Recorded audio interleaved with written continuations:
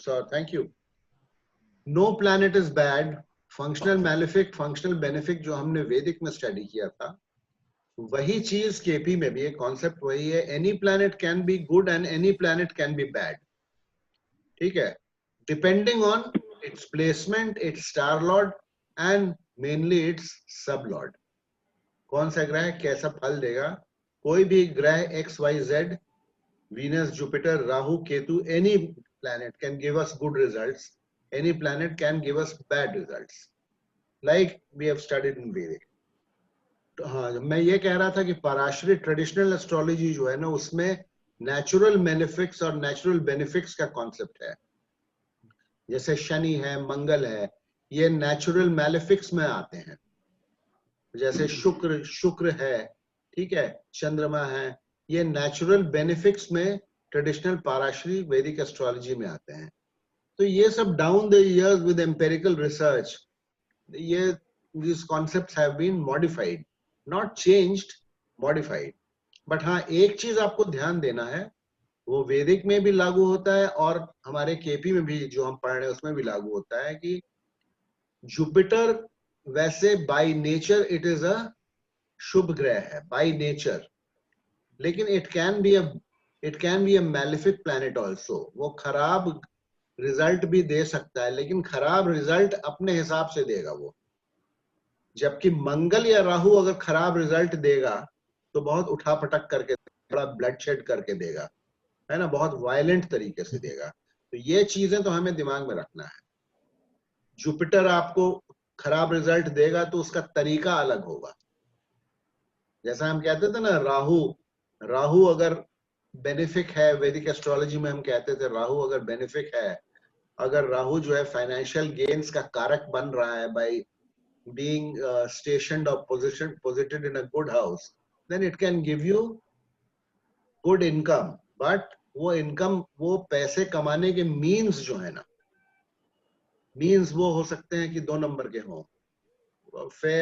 Fair means नहीं हो पैसे हमारे कमाने के. तो Rahu does not save. Gandhian principle जो है ना, that ends they don't justify the means are very important. तो वो राहु के साथ है. Anyway, coming to the point, तो हम लोग ये बात कर रहे थे कि हमारे कॉन्सेप्ट्स अभी नहीं क्लियर हैं जितने क्लियर होने चाहिए थे. तो हम again today session we will devote, और आप लोग लेडीज से खास करके हमारी रिक्वेस्ट है, जब तक बिल्कुल समझ में नहीं आए तब तक आप लोग हमसे पूछते रहिए और थोड़ा सा पेशेंस रखिए. सेशन को चलने दीजिए, थोड़ी देर भी होती है, हर एक सेशन इतना देरी से नहीं. कल का भी करते करते वैसे 2 घंटे का तो हो ही गया था session, but still anyway, recording में ज्यादा स्क्रीन नहीं है, एक ही स्क्रीन है, हमने उसको बनाया है, मैं शेयर कर रहा हूँ उसको.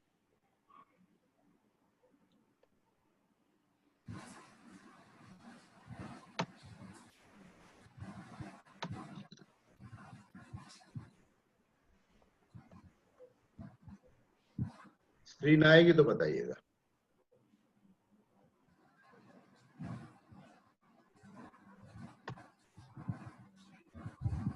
आ गई?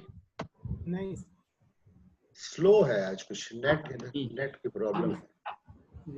आ गई ना? नहीं सर, नहीं आई?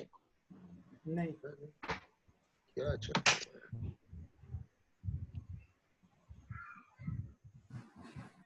आ गया. Yes sir. हाँ आ गया सर. आ गई. देखिए, this is an actual horoscope. Okay, actual horoscope true astrology में ही है हमारे पास. किसका है हमें तो ठीक से याद नहीं आया था, हमने रैंडम में निकाल लिया है. किसका था, आया था मेरे पास, तो रैंडम में हमने खाली जो है कॉन्सेप्ट को समझने के लिए, प्रेडिक्शंस करने के लिए नहीं निकाला है, कॉन्सेप्ट को खाली समझने के लिए निकाला है.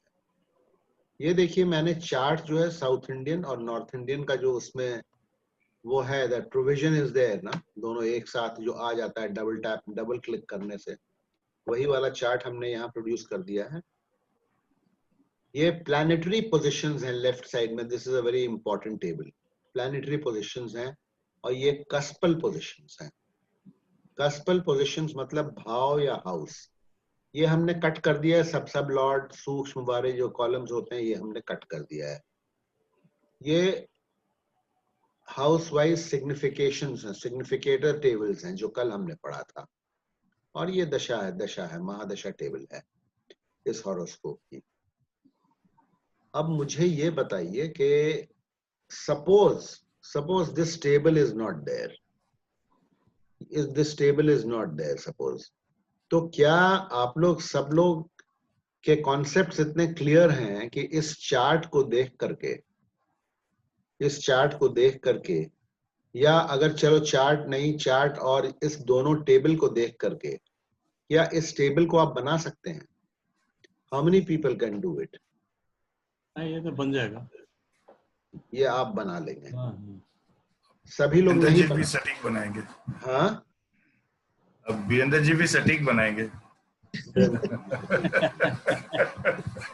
I know. बीरेंद्र जी भी सटीक बनाएंगे, ठीक है, चलिए।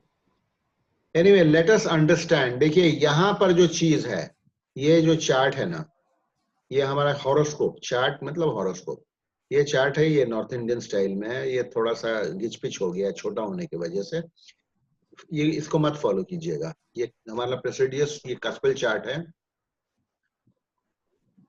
इसी के बेसिस पर ये टेबल है। This table is nothing but here, हाँ ऑफ कोर्स, यहाँ पे आपको स्टार लॉर्ड, तो अगर आपको याद है स्टार लॉर्ड नक्षत्र की पोजिशनिंग याद है कि कौन कौन से नक्षत्र किस राशि में है और उनके कौन से लॉर्ड हैं, then you can easily place these planets in this table. ठीक है, कस्पल सब लॉर्ड आप इससे नहीं देख पाएंगे क्योंकि 100-249 कस्पल सब लॉर्ड जो हैं याद करना ह्यूमनली पॉसिबल नहीं है, एक्सेप्ट शकुंतला देवी जो थी, आजकल उनकी पिक्चर भी बनी है, वो शायद याद कर लेती हैं, हम लोग नहीं कर पाएंगे। तो उसके लिए हमें we have to depend on the computer. So for that this table is there. See, sublord जो है यहाँ पर दिए हुए हैं, this is planetary sublords and ये नीचे कस्पल sublords ये दिए हुए हैं, but other things without the sublord, सिर्फ sublord के लिए आपको इस टेबल पर डिपेंड करना है। sublords के अलावा ये टेबल जो है सिग्निफिकेटर का, ये सिर्फ जो है मात्र इस चार्ट को देख करके हम बना सकते हैं। अब देखिए मैं आपसे एक एक मैं पूछ रहा हूं कि इसमें बताइए इस टेबल, इस चार्ट में असेंडेंट कौन है? छोटा छोटा है अक्षर, तो छोटे छोटे लिखे हुए हैं, असेंडेंट कहाँ है? पाइसेस में है असेंडेंट, ठीक है।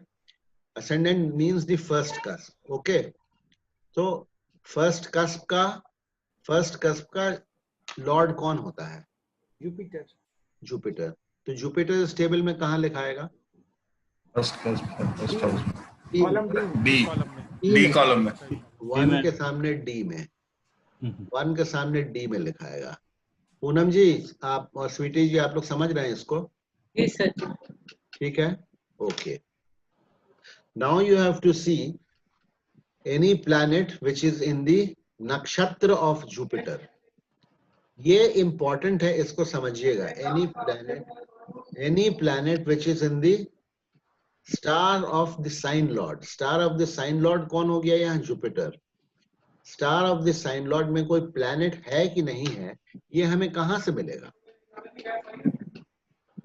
अगर आप इसमें, अगर आप फिर कैलकुलेशन में मान लीजिए ना जाएं, इसमें अभी आप लोगों को टाइम लगेगा, म्यूट कर लीजिए, कहीं से आवाज आ रही है। तो ये कहाँ मिलेगा आपको कि जुपिटर के नक्षत्र में कोई ग्रह है कि नहीं है, ये कहाँ मिलेगा आपको? अगर हमें देखना हो यहाँ इस टेबल से, इन दोनों टेबल्स में अगर हमें देखना हो कि जुपिटर के नक्षत्र में कोई ग्रह है कि नहीं है, तो where do we go? B से आएगा। हाँ, बी से नहीं, बी मतलब ये नहीं, अभी इसको हम यहाँ कहाँ पहुंचे हैं? अभी हम इस कॉलम के बाद सर प्लैनेटरी पोजीशन का स्टार लॉर्ड कॉलम देखेंगे, वहां पे जहां जहां जुपिटर है वो दिखा देगा। करेक्ट। देखिए ये आवाज कहीं से आ रही है, इसको बंद कर लीजिए। देखिए ये ना इम्पोर्टेंट कॉन्सेप्ट है, इसमें पूरा कंसंट्रेशन चाहिए। बैकग्राउंड में आवाज जो आ रही है उसको बंद कर लीजिए।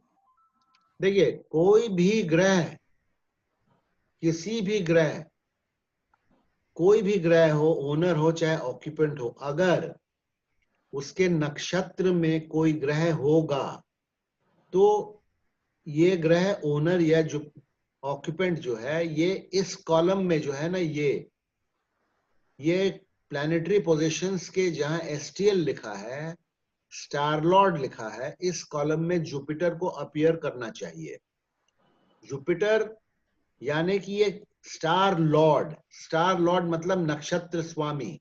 अगर जुपिटर किसी का नक्षत्र स्वामी है तभी तो उसके नक्षत्र में कोई ग्रह होगा ना, तभी तो यहाँ कोई ग्रह होगा। तो हमें देखना है कि जुपिटर के नक्षत्र में कोई ग्रह है कि नहीं, जुपिटर यहाँ अपीयर कर रहा है कि नहीं। देखिए यहाँ जुपिटर अपीयर कर रहा है कि नहीं, कहीं यहाँ जुपिटर अपीयर कर रहा है? नहीं कर रहा है ना।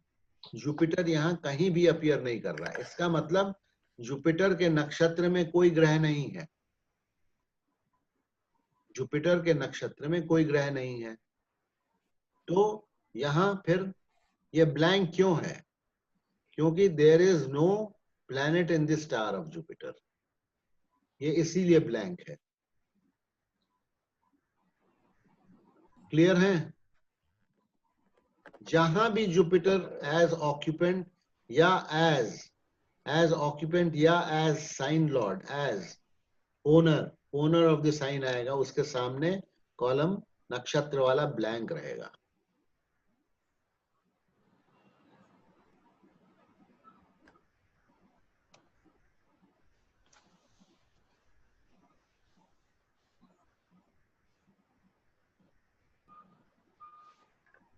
ठीक है? जी सर। इसको थोड़ा फिर से एक बार एक्सप्लेन कर दीजिए तुम।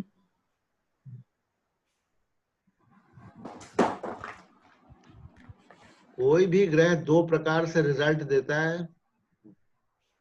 कल बात हुई थी गोल्डन रूल्स जो ऑफ केपी, गोल्डन रूल्स छोड़िए। कोई भी ग्रह रिजल्ट कैसे देता है? वो अपने नक्षत्र स्वामी का रिजल्ट ही देता है जी।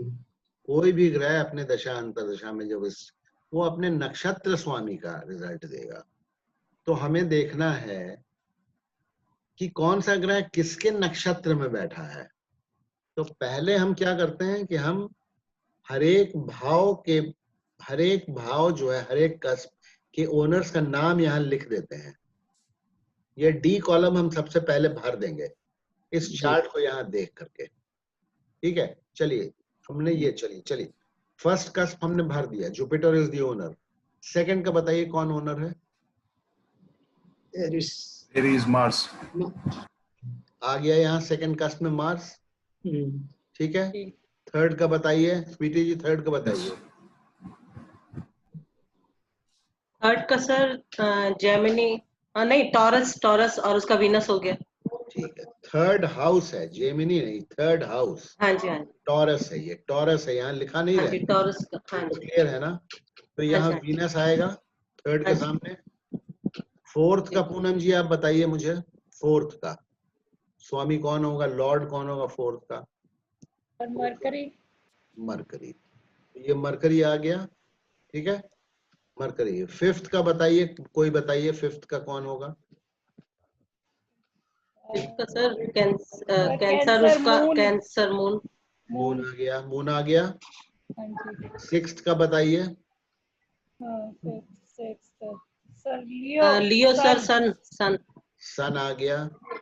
सेवेंथ का बताइए। वर्गो का वही मरकरी हो गया। बताइए। Libra Taurus Venus. अच्छा, अब आप लोग शांत हो जाइए। नाइन्थ का mister Vasant, can you tell me who will be the lord or owner of the ninth house?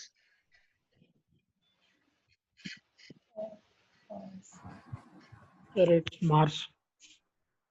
What is the name of this Rashi? That's Scorpio. Scorpio, okay. और अच्छा, अब टेंथ का मुझे कौन बताया? निशित जी बताइए टेंथ का। Jupiter, sir. Sagittarius sign. Sagittarius के बाद वीरेंद्र जी बताइए तो। कैप्रिकॉर्न का स्वामी सैटर्न। हाउस कौन सा है? ये कस्प कौन सा है? 10th 11th 11th, तो 11th के सामने सैटर्न आएगा। और 12th के सामने 12th कौन सी राशि है? 12th Aquarius Aquarius, वो हिंदी भी में Saturn- कुंभ। हाँ, कुंभ, ठीक है, वो भी सैटर्न आ जाएगा। तो ये कॉलम हमने भर दिया। जी। ये कॉलम किसी भी चार्ट में, इसमें कोई कॉलम, इस कोई भी खाना ब्लैंक नहीं रहेगा, ठीक है ना, क्योंकि हर एक कस्प का कोई स्वामी होता है, ठीक है, हर एक कस्प का कोई स्वामी होता है, हर एक हाँ ठीक है, हर एक कस्प का कोई स्वामी होता है। तो इसमें से कोई भी कॉलम डी में ब्लैंक कभी भी नहीं रहेगा। लेकिन क्या हर एक ग्रह में जरूरी है कि नक्षत्र, कोई जो है हर एक ग्रह के नक्षत्र में कोई ना कोई ग्रह बैठा हुआ हो? नहीं। नहीं है ना। जी। तभी तो एक से ज्यादा में 3 ग्रह भी होते हैं, 4 ग्रह भी होते हैं। तो अब हमें देखना है कि ये हमने ओनर्स का नाम तो भर दिया, ओनर्स के नक्षत्र में, ओनर्स के नक्षत्र में कोई कौन सा ग्रह बैठा है? कौन सा ग्रह बैठा है, ये हमें कहाँ मिलेगा? ये अगर आपको ये मुजबानी याद है तो इसको देख के देखिए। अच्छा बताइए, चलिए, डोंट लुक एट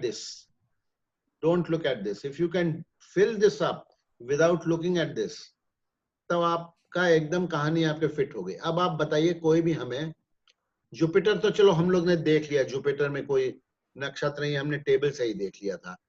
अब हमें बताइए मंगल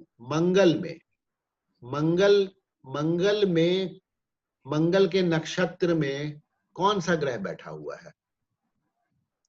इसको देख के बताइए, इसको देख के। The practice should be this. Rahu है। नहीं, राहु तो है, जी। लेकिन राहु कहाँ पर है? मंगल का नक्षत्र कहाँ कहाँ होता है बताइए, मैं वहां कर्सर ले जाऊंगा। वर्गों में नहीं, पहला नक्षत्र वर्गों में नहीं, अभी छोड़िए, आपको शुरू से देखना होगा ना, आपको हर एक ग्रह के तीनों नक्षत्र को चेक करना होगा। हाँ, तो मरकरी जेमिनी में है। नहीं, टॉरस, जेमिनी, वर्गो, लिब्रा, कैप्रिकॉर्न, एक्वेरियस, मार्स। हाँ। Taurus, Gemini. Taurus, Gemini, taurus में 20 से 30 और 0 से 6 ठीक है, तो यहाँ टॉरस में ठीक है, तो देखते जाइए कि यहाँ पर यूं चेक करना ना, मार्स का हम ये स्पैन चेक कर रहे हैं। टॉरस और जेमिनी में नहीं है। नहीं है, ठीक है, तो नेक्स्ट हम कहाँ जाएंगे? नेक्स्ट हम कहाँ जाएंगे? वर्गों में आएंगे। वर्गों में आएंगे, और वर्गों से, वर्गों कितने डिग्री से कितने डिग्री तक? वो आपको 23 डिग्री 20 मिनट से 30 डिग्री तक, 23 डिग्री 20 मिनट से 30 डिग्री। तो इसलिए राहु उसमें उसके आएगा। बाद फिर इसके बाद इसमें स्पिल आफ्टर दैट उसमें आ जाएगा, लिब्रा में आ जाएगा वो 23 से 46। हाँ, 6 डिग्री 640। तो इस बीच में कोई ग्रह नजर आ रहा है आपको? राहु? नहीं सर। 0 से 640 नहीं, में तो नहीं है किसने सर। नहीं बोला, जरा ध्यान से देख के बताइए। मार्स का नक्षत्र जो है, मार्स का नक्षत्र यहाँ कितने डिग्री वर्गों से कितने डिग्री लिब्रा में होता है, ये आपको मेंटली जो है, मेंटल नोट होना चाहिए। यही मैं कह रहा हूं, ये आपको सीखना बहुत जरूरी है। मैं जिस दिन से ये बात बताया मैंने, आप लोग, इसका मतलब you are not practising enough. यही है, ये 2-4 जैसे इम्तिहान की तैयारी होती है ना, बेसिक्स तैयार कर लेंगे तो हम आगे का फॉर्मूला। यहाँ कितने वर्गों में सर 23 डिग्री 20 मिनट से 30 डिग्री तक है। राहु 29 और 48 पर है, तो वो उसमें आ जाएगा। तो ये इसमें राहु आ जाएगा, लेकिन और भी तो राहु के हैं नक्षत्र।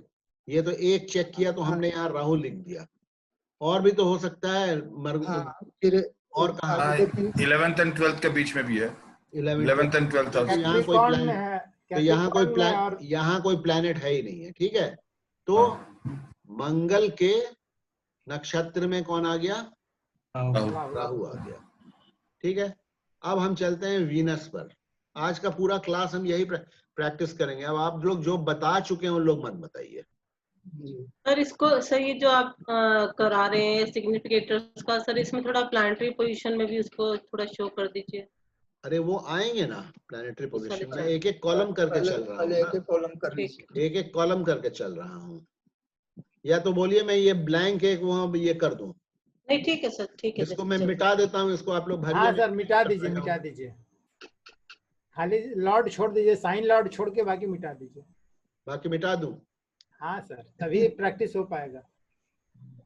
2 घंटा इसमें निकलेगा फिर, ठीक है? हाँ सर, कोई बात नहीं है सर। नो प्रॉब्लम, हमें कोई प्रॉब्लम सर। इसी के ऊपर एक ब्लैंक टेबल डाल दीजिए ना। हाँ सर बस। अरे ब्लैंक टेबल तो हमको कहीं से कट करके लाना पड़ेगा ना यार। Okay okay okay. Blank table मेरा तैयार नहीं है ना, ये ब्लैंक टेबल तो हटा ही दीजिए ना सर। मैं मिटा देता हूँ, हाँ मिटा सर। देता हूँ मैं। 2 मिनट लगेगा मिटाने में, ज्यादा टाइम नहीं लगेगा। मिटा दूं? हाँ ABC मिटा दीजिए। हाँ मिटा देता हूँ मैं, चलिए मैं मिटा ही देता हूँ। थोड़ा सा टाइपिंग में जब प्रोग्राम चलता रहता है ना, थोड़ा सा विघ्न आता है, लेकिन हो जाएगा, कोई बात नहीं है। प्रैक्टिसिंग करना है सर तो अच्छे से प्रैक्टिस हो, ताकि नजर तो चल ही जाएगा। हाँ अब आप लोगों का रियल टेस्ट हो जाएगा, लेकिन जिसको आता है वो मत बताइएगा। जब लोग नहीं बता पाएंगे तभी आप लोग बताइएगा। इसको छोड़ देते हैं, राहु हो चुका है ना? हाँ।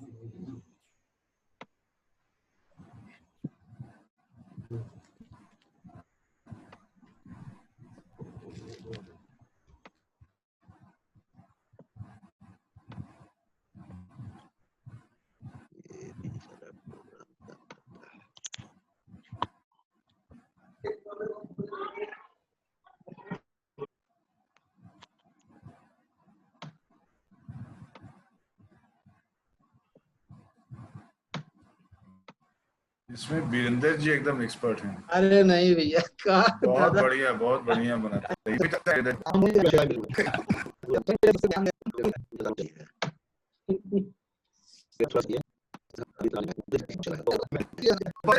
बोलना है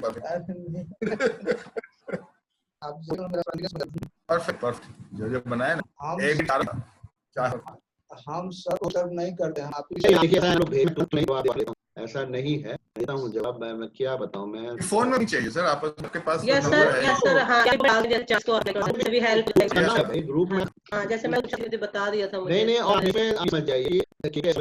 मनोज जी हैं और एक मनोज जी हैं और एक अश्विन जी हैं, निशित जी भी हैं। अच्छा चलिए, अब हमने ये खाली कर दिया। ओके, अब हमें बताइए वीनस का, बताइए मुझे वीनस का बताइए। वीनस का सन और मरकरी है। नहीं आप छोड़ दीजिए, आप मत बोलिए। अब तो बोल दिया है। वीनस का बताइए।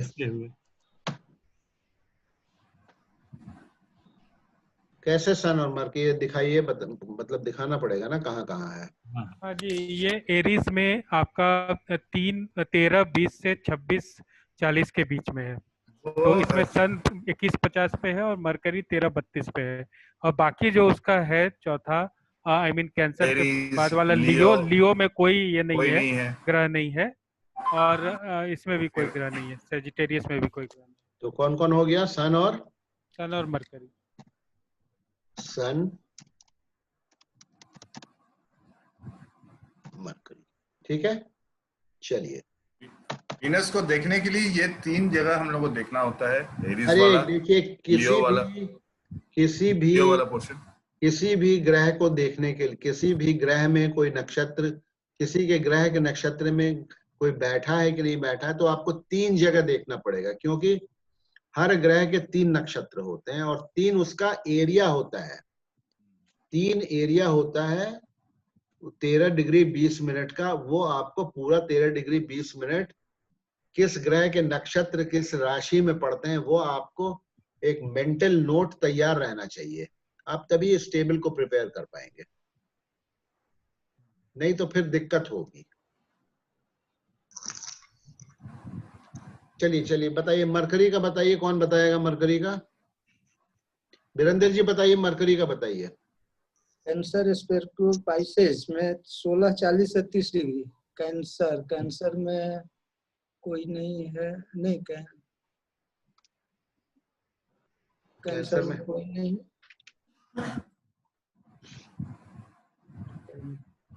स्कॉर्पियो, स्कॉर्पियो में कैंसर में सैटर्न है ना? कैंसर में कहाँ है? 4 में, हाँ सैटर्न, यस पैटर्न है इसमें। हाँ सैटर्न, हाँ हाँ सैटर्न है ना, लिख दूं ना? हाँ जी, हाँ जी। सैटर्न है सर। और स्कॉर्पियो में क्या मून है ना, मून है स्कॉर्पियो में। 10-30 मून है। मून है स्कॉर्पियो में। हाँ, पाइसेज में सोच लीजिए। है? कितना डिग्री तक है मरकरी? कितना डिग्री से कितना डिग्री तक? 16:40 से 30। ठीक है, तो लिख दूं?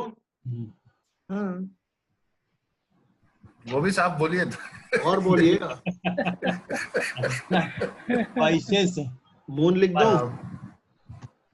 अब चलिए, और कहाँ, और मरकरी का कहाँ पड़ता है? दूसरा पाइसेज में। पाइसेस में है सर।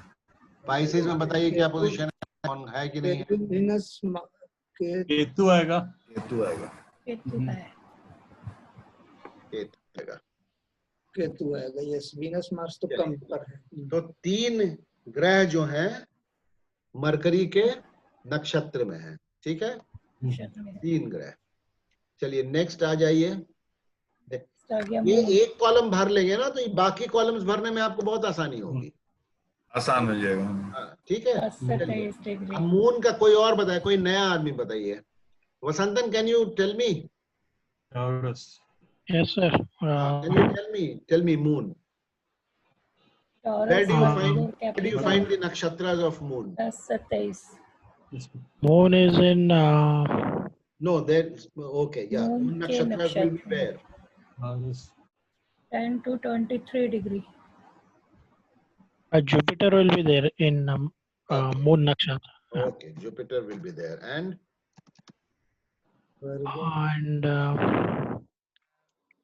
राहु।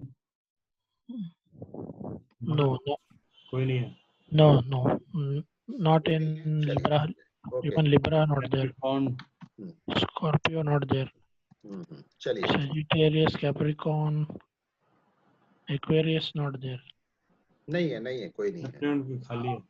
चलिए, सन में मनोज जी बताइए। सन में 26-40 से 10। सन में बताइए।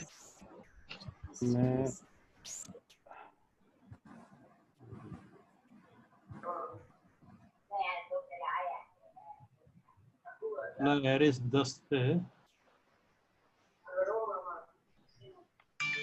सन में बताइए।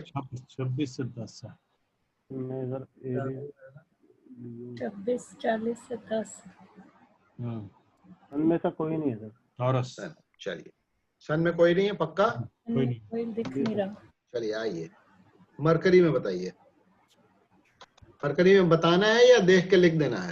देख के लिख देना। मरकरी ऊपर का वही आ चुका है, आया हुआ है ना सर। हाँ, तो यही है, देखिए ये इन चीजों का ध्यान रखना होगा।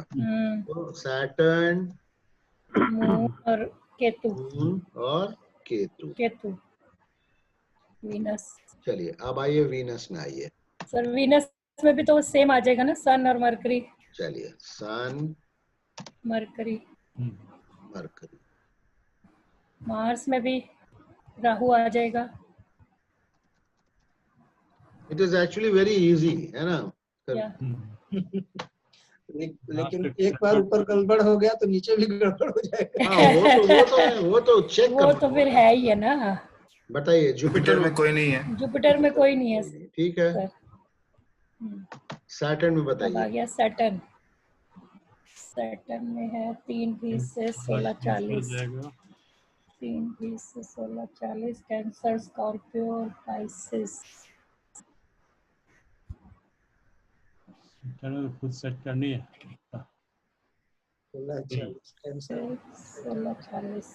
3-20-16-40 करनी है। दूसरा सेकंड स्कॉर्पियो।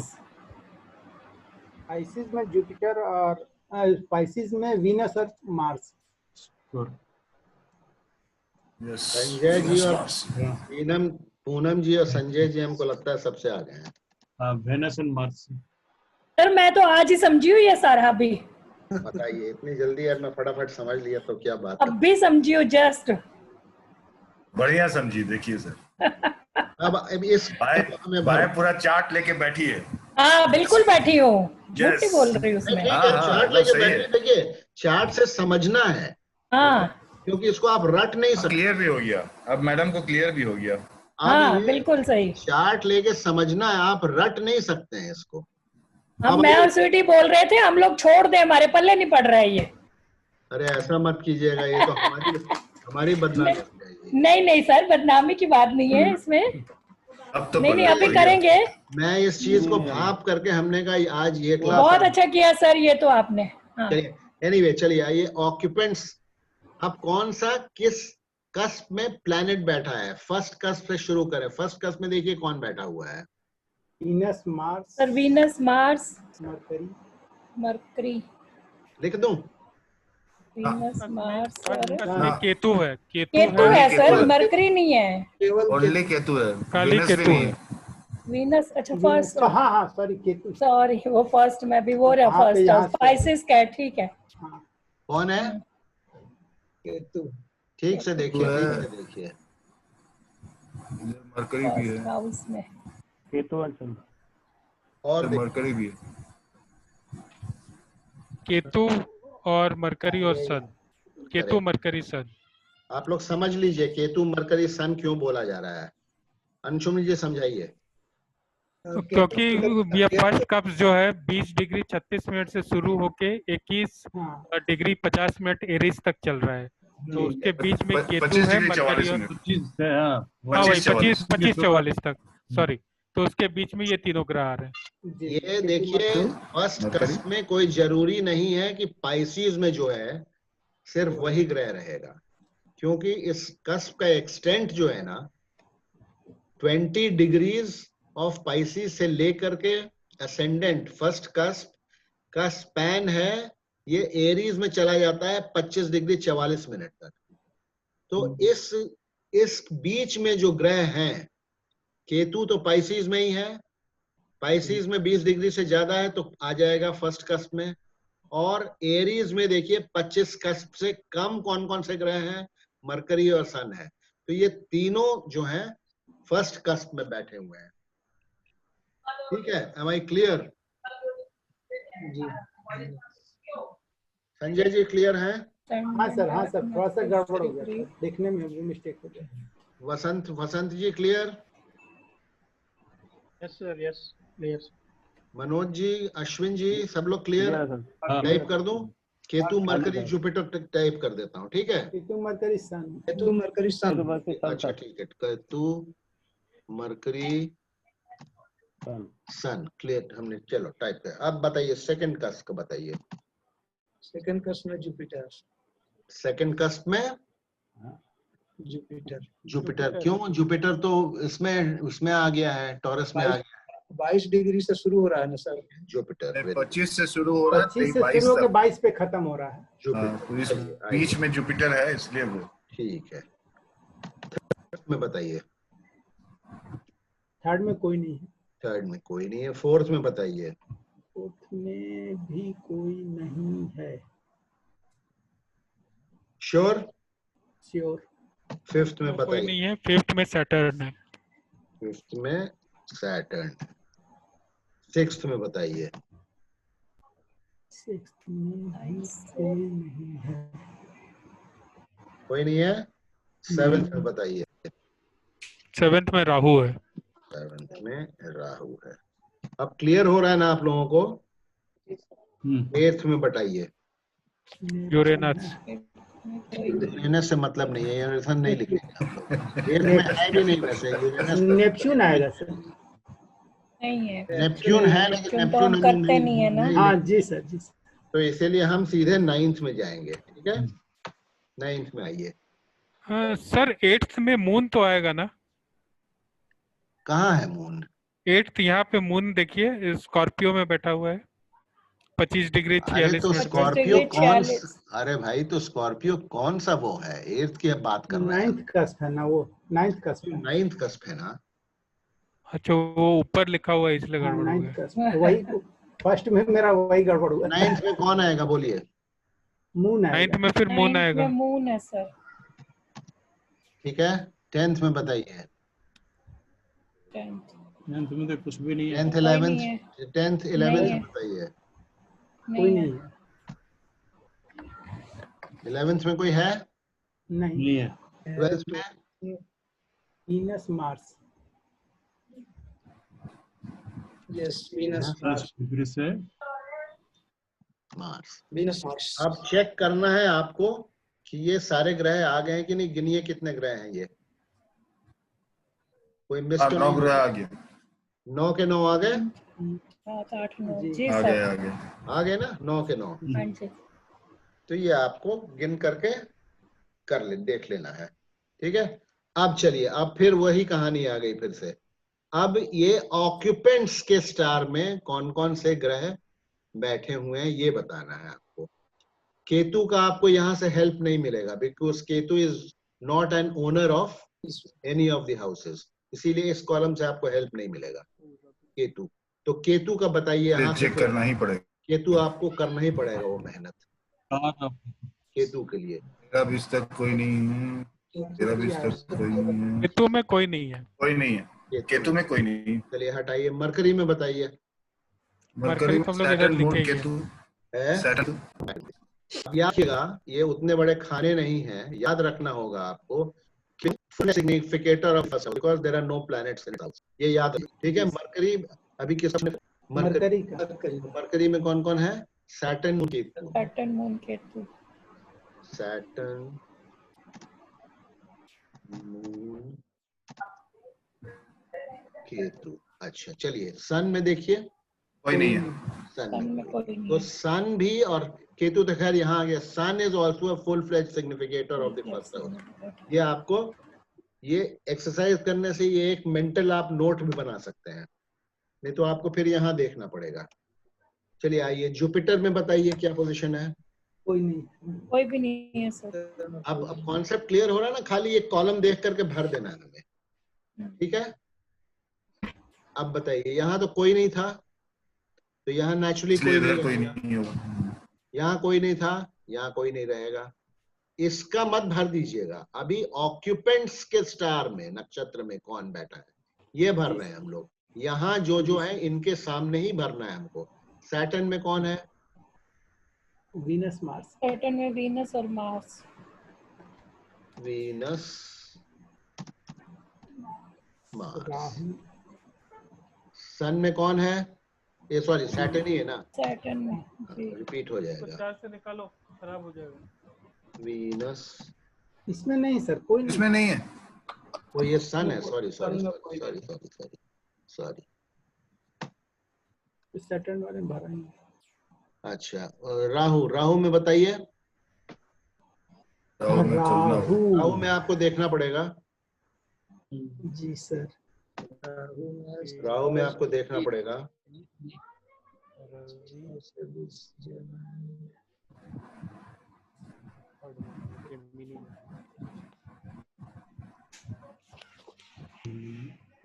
कोई नहीं। जिम्ना में तो कोई नहीं है। जेमिनी में कोई नहीं है। लिब्रा में वर्गो में कोई नहीं है।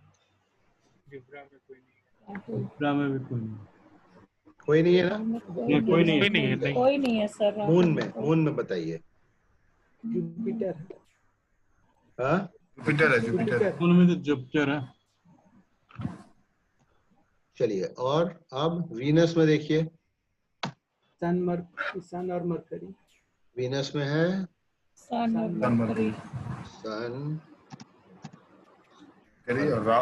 और मार्स के लिए राहु। और मार्स में कौन है? राहु। रात में राहु। तो ये हमारा ये हो गया कंप्लीट।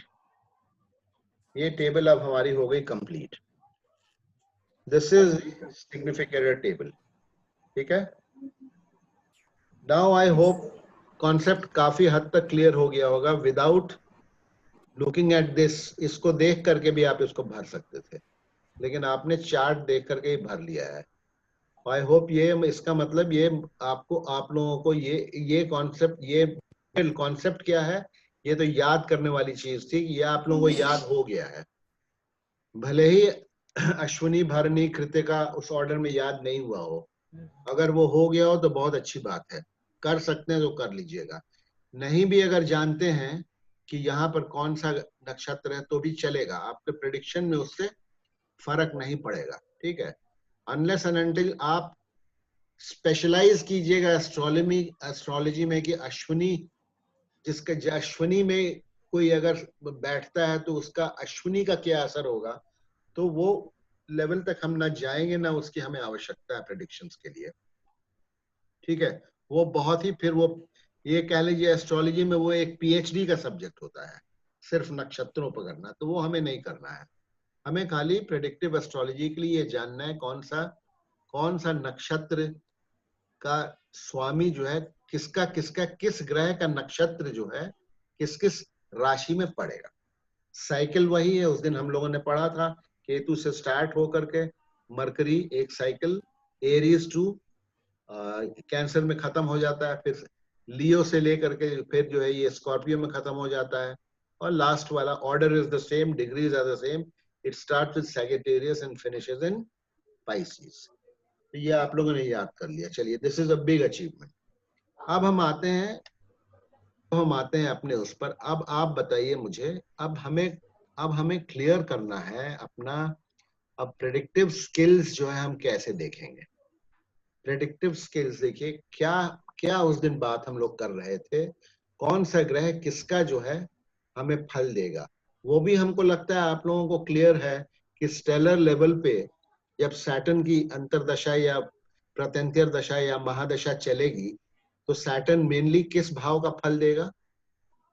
पहले भाव का, फर्स्ट का देगा, या फिर यहाँ पर कहीं सैटर्न बैठा हुआ हो जिसके लेफ्ट साइड में कोई ग्रह नहीं नजर आ रहा हो, तो उस भाव को सैटर्न पूरे स्ट्रेंथ से देगा। और ऐसा कहीं सैटर्न आपको नजर आ रहा है?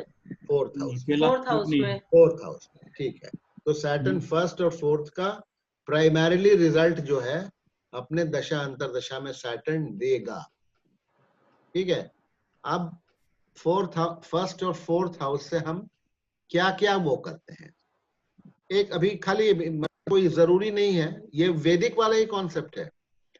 वैदिक में फर्स्ट से या फोर्थ के जो सिग्निफिकेशंस है, मोर और less, except for marriage house combinations में, before jumping delving into predictive techniques, हम हाउस कॉम्बिनेशंस, हाउस ग्रुपिंग आप लोगों को दे देंगे बना करके कि किस चीज के लिए, किस इवेंट के लिए लाइफ में क्या क्या कॉम्बिनेशंस, कौन कौन से ग्रहों का दशा अंतरदशा का कॉम्बिनेशन चलेगा, तो वो हम रिजल्ट एक्सपेक्ट कर सकते हैं। उसका ये मतलब हुआ, जैसे मैरिज के लिए मेनली अगर सेकंड हाउस, सेवेंथ हाउस और 11th हाउस का सिग्निफिकेटर्स की दशा अंतरदशा, प्रत्यंतर दशा, सूक्ष्म दशा, प्राण दशा चल रही है, तो उस पीरियड में शादी हम एक्सपेक्ट करते हैं। ये हाउस ग्रुपिंग का मतलब है। लेकिन अभी हम हाउस ग्रुपिंग की बात नहीं कर रहे हैं, हम बात कर रहे हैं कि सैटर्न हमें खाली समझने के लिए प्रिडोमिनेंटली, प्राइमरीली फर्स्ट और फोर्थ हाउस का रिजल्ट हमें सैटर्न देगा, ठीक है, जब जब उसकी दशांतर दशा चलेगी। हल्का उसका रिजल्ट 7th हाउस का भी आ सकता है। 7th हाउस मैरिज से कनेक्टेड हाउस है, कहीं सुराग नहीं मिल रहा है, तो 7th हाउस अगर सबलॉर्ड 7th का अगर बाई चांस सैटर्न है तो it may be of help. उसके दूसरे फॉर्मूले हैं, वो देगा कि नहीं देगा वो हम बाद में पढ़ेंगे। लेकिन अभी हम प्राइमरीली प्रिडोमिनेंटली देख रहे हैं कि जो ये ग्रह जो किसी कॉलम में बैठा है और उसके हमें फर्स्ट हाउस का असेंडेंट का उसका रिजल्ट देगा। अब असेंडेंट इज ये जिसकी वो सेल्फ, उसका जो है उसका अपने कैरेक्टरिस्टिक्स, उसका ओवरऑल एक जनरल लाइफस्टाइल, जनरल उसकी कैसी अपनी हेल्थ रहेगी, ठीक है, उसका देखने में वो कैसा रहेगा, उसका गेटअप कैसा, उसका गेट कैसा रहेगा, उसका कैरेक्टर कैसा रहेगा, उसके टेम्परामेंट कैसे रहेगी, ये सब Saturn, all these planets, all these 3 contribute. First जो ये मून और केतु है उसका क्या शेयर है? हाँ, वो भी मैं एक एक करके ले रहा हूँ एग्जाम्पल। मून और केतु भी देखिए, केपी कृष्ण पद्धति आखिर बनी कैसे, कृष्णमूर्ति पद्धति बनी कैसे, कृष्णमूर्ति पद्धति के पीछे रिसर्च क्या था केपी का।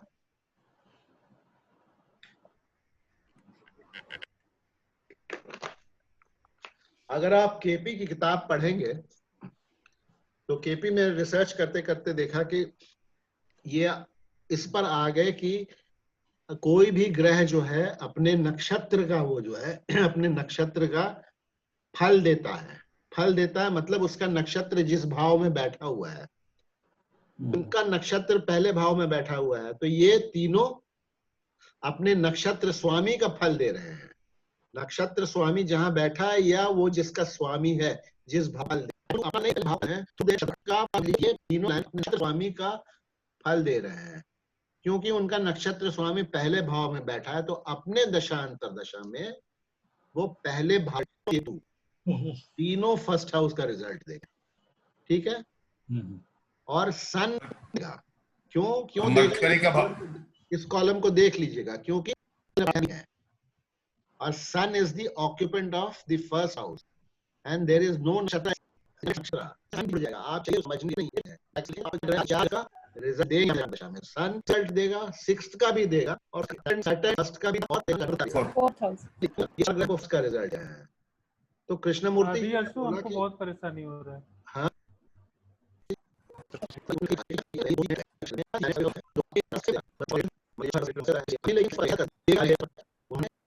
हर एक को जो है 9 भाग में डिवाइड कर दिया। ये हम लोगों ने पढ़ा था, ये अरिथमेटिकल पार्ट है। ठीक है, 9 भाग में डिवाइड कर दिया। ये 3 ग्रह मैं भूल गया हूँ, तो तीनों क्या सेम फल देंगे फर्स्ट हाउस का? ऐसा संभव शायद ही होगा। तो कृष्णमूर्ति जी ने मरकरी के नक्षत्रों को, हर नक्षत्र को 9 भाग में डिवाइड कर दिया। 13 डिग्री 20 मिनट एक नक्षत्र का है, उसको उन्होंने ही divided in 9 unequal parts called a सब। उस सब का स्पैन जो होता है वो आपको मिल जाएगा, इस ट्रू एस्ट्रोलॉजी में भी मिल जाएगा। मेरे पास मैनुअल किताबों में चार्ट है, आपको मैं अवेलेबल करवा दूंगा। मैंने निकाला था उसको, photo I will send it to you. ये रिजल्ट अपने दशा में रिजल्ट उसका कैसा रिजल्ट देगा, अच्छा देगा, खराब देगा, न्यूट्रल देगा, वो डिपेंड करेगा कि सैटर्न किसके सब, सैटर्न का सब लॉर्ड कौन। सैटर्न मरकरी डिग्री में हो सकता है, हो सकता है सब लॉर्ड है, लॉर्ड है जो कि रिजल्ट क्वालिफाई करेगा। तो ये हम कहाँ देखेंगे कि सैटर्न का सब लॉर्ड कौन है? अब में पड़ गया है, फोर्थ का रिजल्ट देगा, लगा है। तो अब सीधा सैटर्न की दशा अंतर दशा चल रही है, मान लीजिए, सीधे यहाँ कर्सर चेंज करता हूं मैं, इससे नजर नहीं आता है।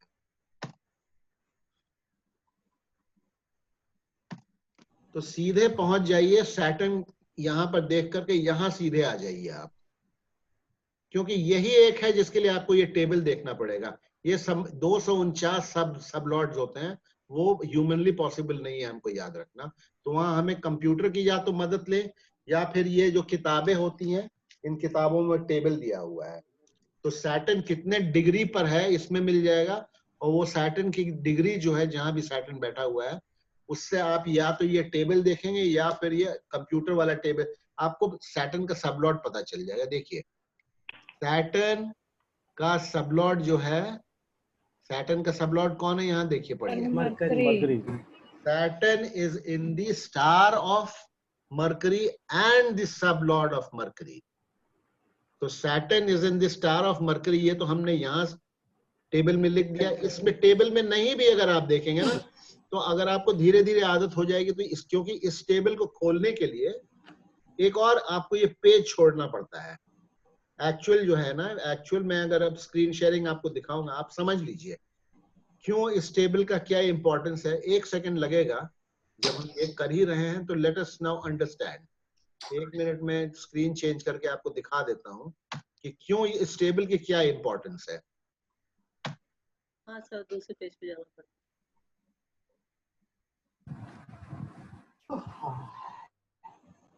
देखिए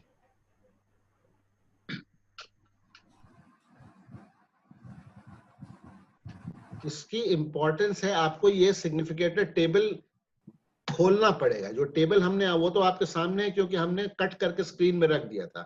अब ये बार बार आप यहाँ देखेंगे, फिर आपको सबलॉट खोजने के लिए वापस जाना पड़ेगा। तो ये आप मत देखिए, आपको आदत बनानी है, आपको आदत बनानी है, otherwise it is time consuming. आपको आदत बनानी है, मैं अपने वापस, कि आप इस टेबल से ही खाली काम चला लीजिए। लेटस कहाँ गया, मैं स्क्रीन शेयरिंग पर चेंज कर,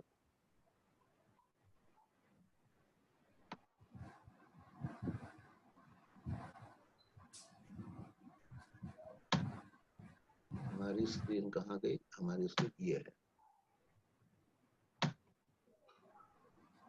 आपको इसी जो है ये, इसको बार बार ना खोलें, इसी टेबल से आपको काम चलाना है। सैटर्न आपने इसी टेबल से देखो, आप सैटर्न देखो, ढूंढो इसमें कहाँ है सैटर्न। आप कहाँ बैठा हुआ है सैटर्न, किस भाव में बैठा हुआ है Saturn? Is sitting where? Saturn is here, okay. Cancer में 4th हाउस में। सैटर्न कैंसर में बैठा हुआ है, आपको इसी से पता चल जाएगा किस स्टार में। आप यहाँ देख लीजिएगा, you don't have to go to this table of significance. It is sitting in the, यहीं से आप देखिए, it is sitting in the star of Mercury. So you know, you see where Mercury is sitting, that's Mercury is sitting in the first house, जो कि हमने यहाँ लिखा है। तो सैटर्न हमको इस टेबल से ही पता चल गया। सैटर्न स्टेलर का रिजल्ट कैसा रिजल्ट देगा, कैसा रिजल्ट देगा, उसके लिए हमें क्या करना है, उसका सबलॉर्ड देखना है। तो हमने देखा सबलॉर्ड, इसका सैटर्न का सबलॉर्ड मरकरी रिजल्ट क्योंकि अंतरदशा चल रही है। सैटर्न फर्स्ट हाउस का रिजल्ट देगा। फर्स्ट हाउस हमारे ओवरऑल लाइफ को दिखाता है, हमारे हेल्थ को दिखाता है, ठीक है, हमारे कैरेक्टर, हमारे टेम्परामेंट को दिखाता है। तो हमें अब मरकरी की स्क्रिप्ट पढ़नी है। मरकरी की स्क्रिप्ट हम कहाँ से पढ़ेंगे? मरकरी की स्क्रिप्ट के लिए हम सबलॉर्ड की स्क्रिप्ट के लिए यहाँ आ जाएंगे फिर से। देखिए मरकरी क्या सिग्निफाई कर रहा है, कौन से हाउस को सिग्निफाई कर रहा है? 12th को कर रहा है, सबसे स्ट्रांगली 12th को कर रहा है। और कहीं कर रहा है वो सबसे स्ट्रांगली? सबसे स्ट्रांगली वो और किसी को नहीं कर रहा है। तो प्राइमरीली मरकरी 12th हाउस का रिजल्ट 8 को कर रहा है। हाँ 8th को कर रहा है प्राइमरीली, हाँ ठीक है, 8th को भी कर रहा है। तो ये और को भी सुहागा हो गया, दोनों। थर्ड को भी सर, ऐसे तो थर्ड को भी कर रहा है, फिर थर्ड को भी कर रहा है। Third is a saving grace, but 12th और 8th को कर रहा है। तो सैटर्न अपने दशा अंतरदशा में फर्स्ट का रिजल्ट देगा, लेकिन रिजल्ट खराब होगा या अच्छा होगा तो हम ये देखेंगे उसके सबलॉर्ड के सिग्निफिकेशन से। सबलॉर्ड का सिग्निफिकेशन हमें 12 और 8 दिखा रहा है। 12 और 8 दिखाने का मतलब क्या? Third house is an improving house, third house में थोड़ी मदद हो सकती है, लेकिन 8 और 12 फर्स्ट हाउस से रिलेटेड।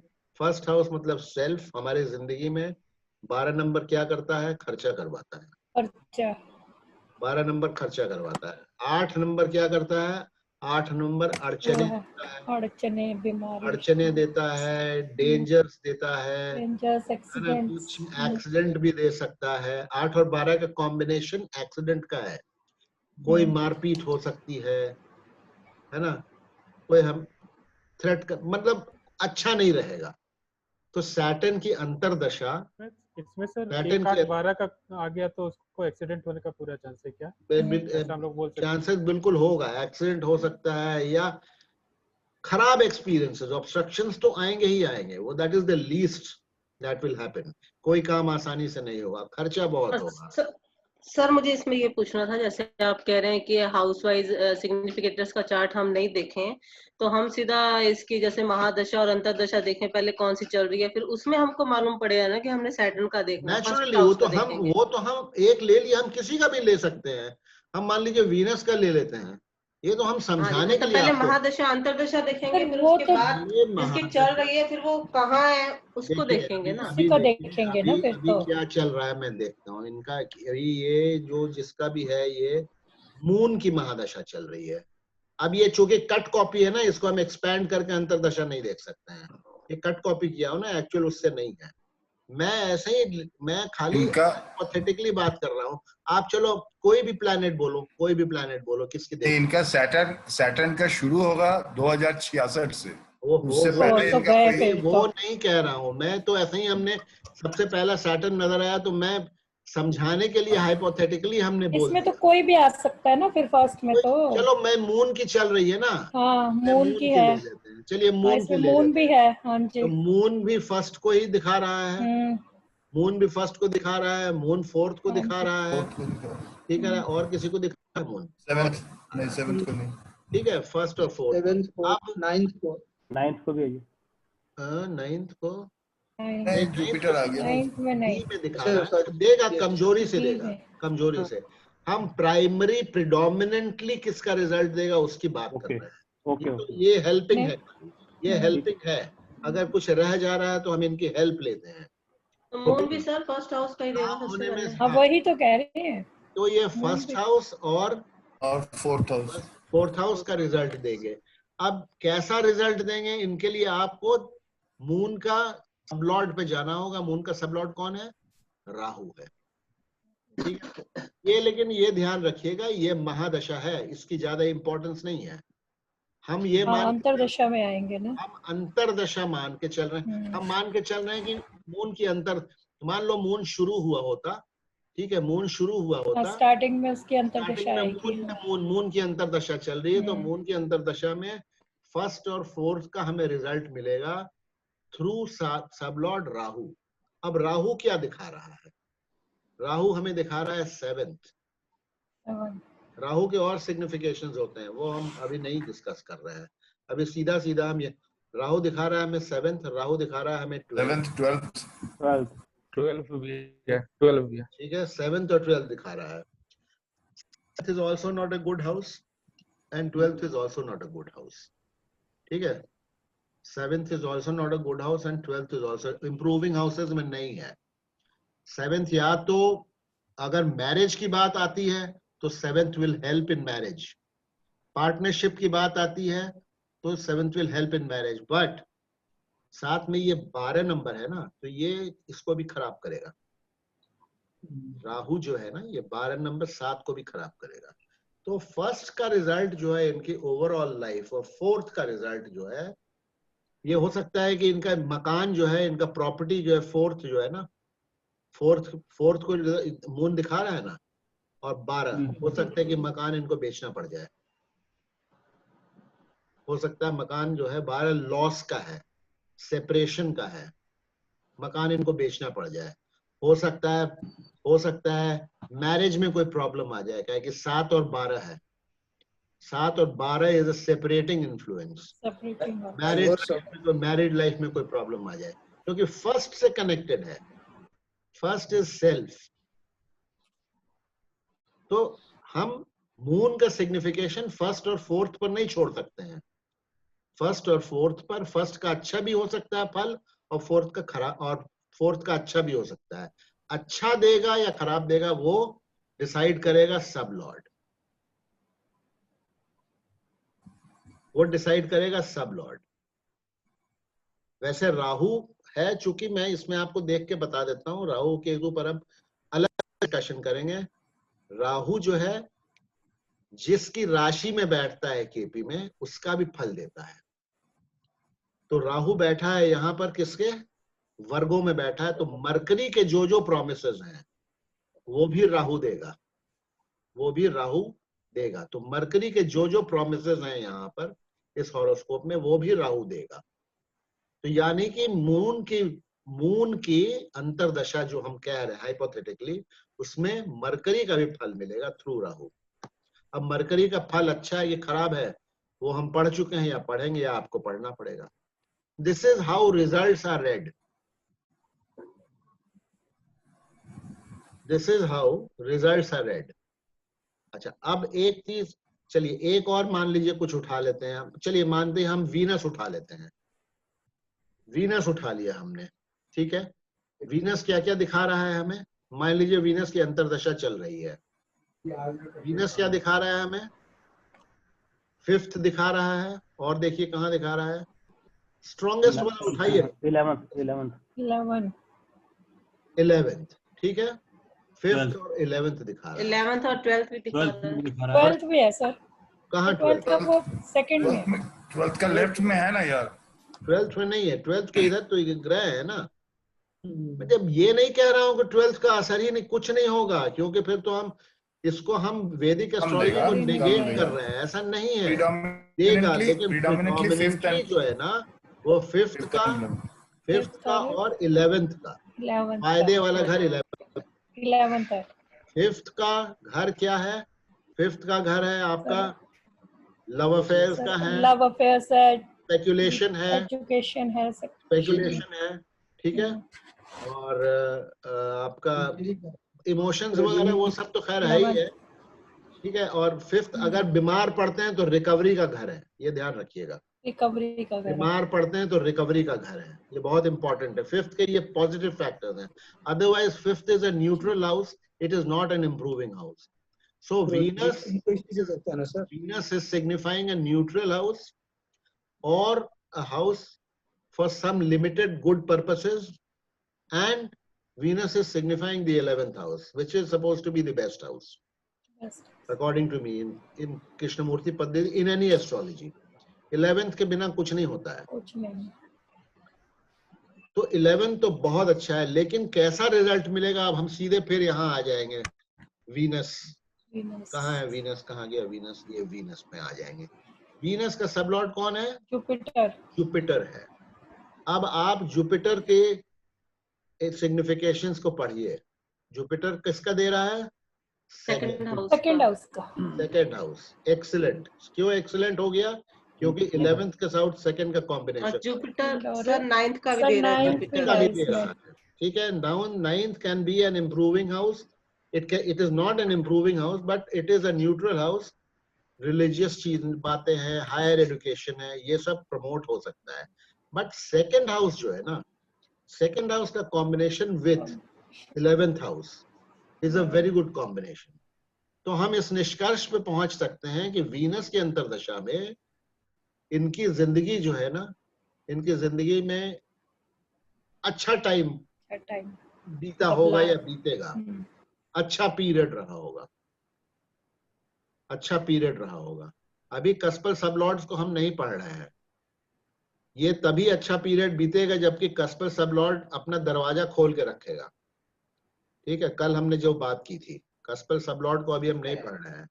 और सर जैसे वीनस यहाँ है, वीनस सबलॉर्ड मतलब उसका मरकरी का सबलॉर्ड है वीनस। इट मींस जब उनका मरकरी हम देखेंगे तो फिर उसका सबलॉर्ड वीनस है, तब मतलब अच्छी दशा है।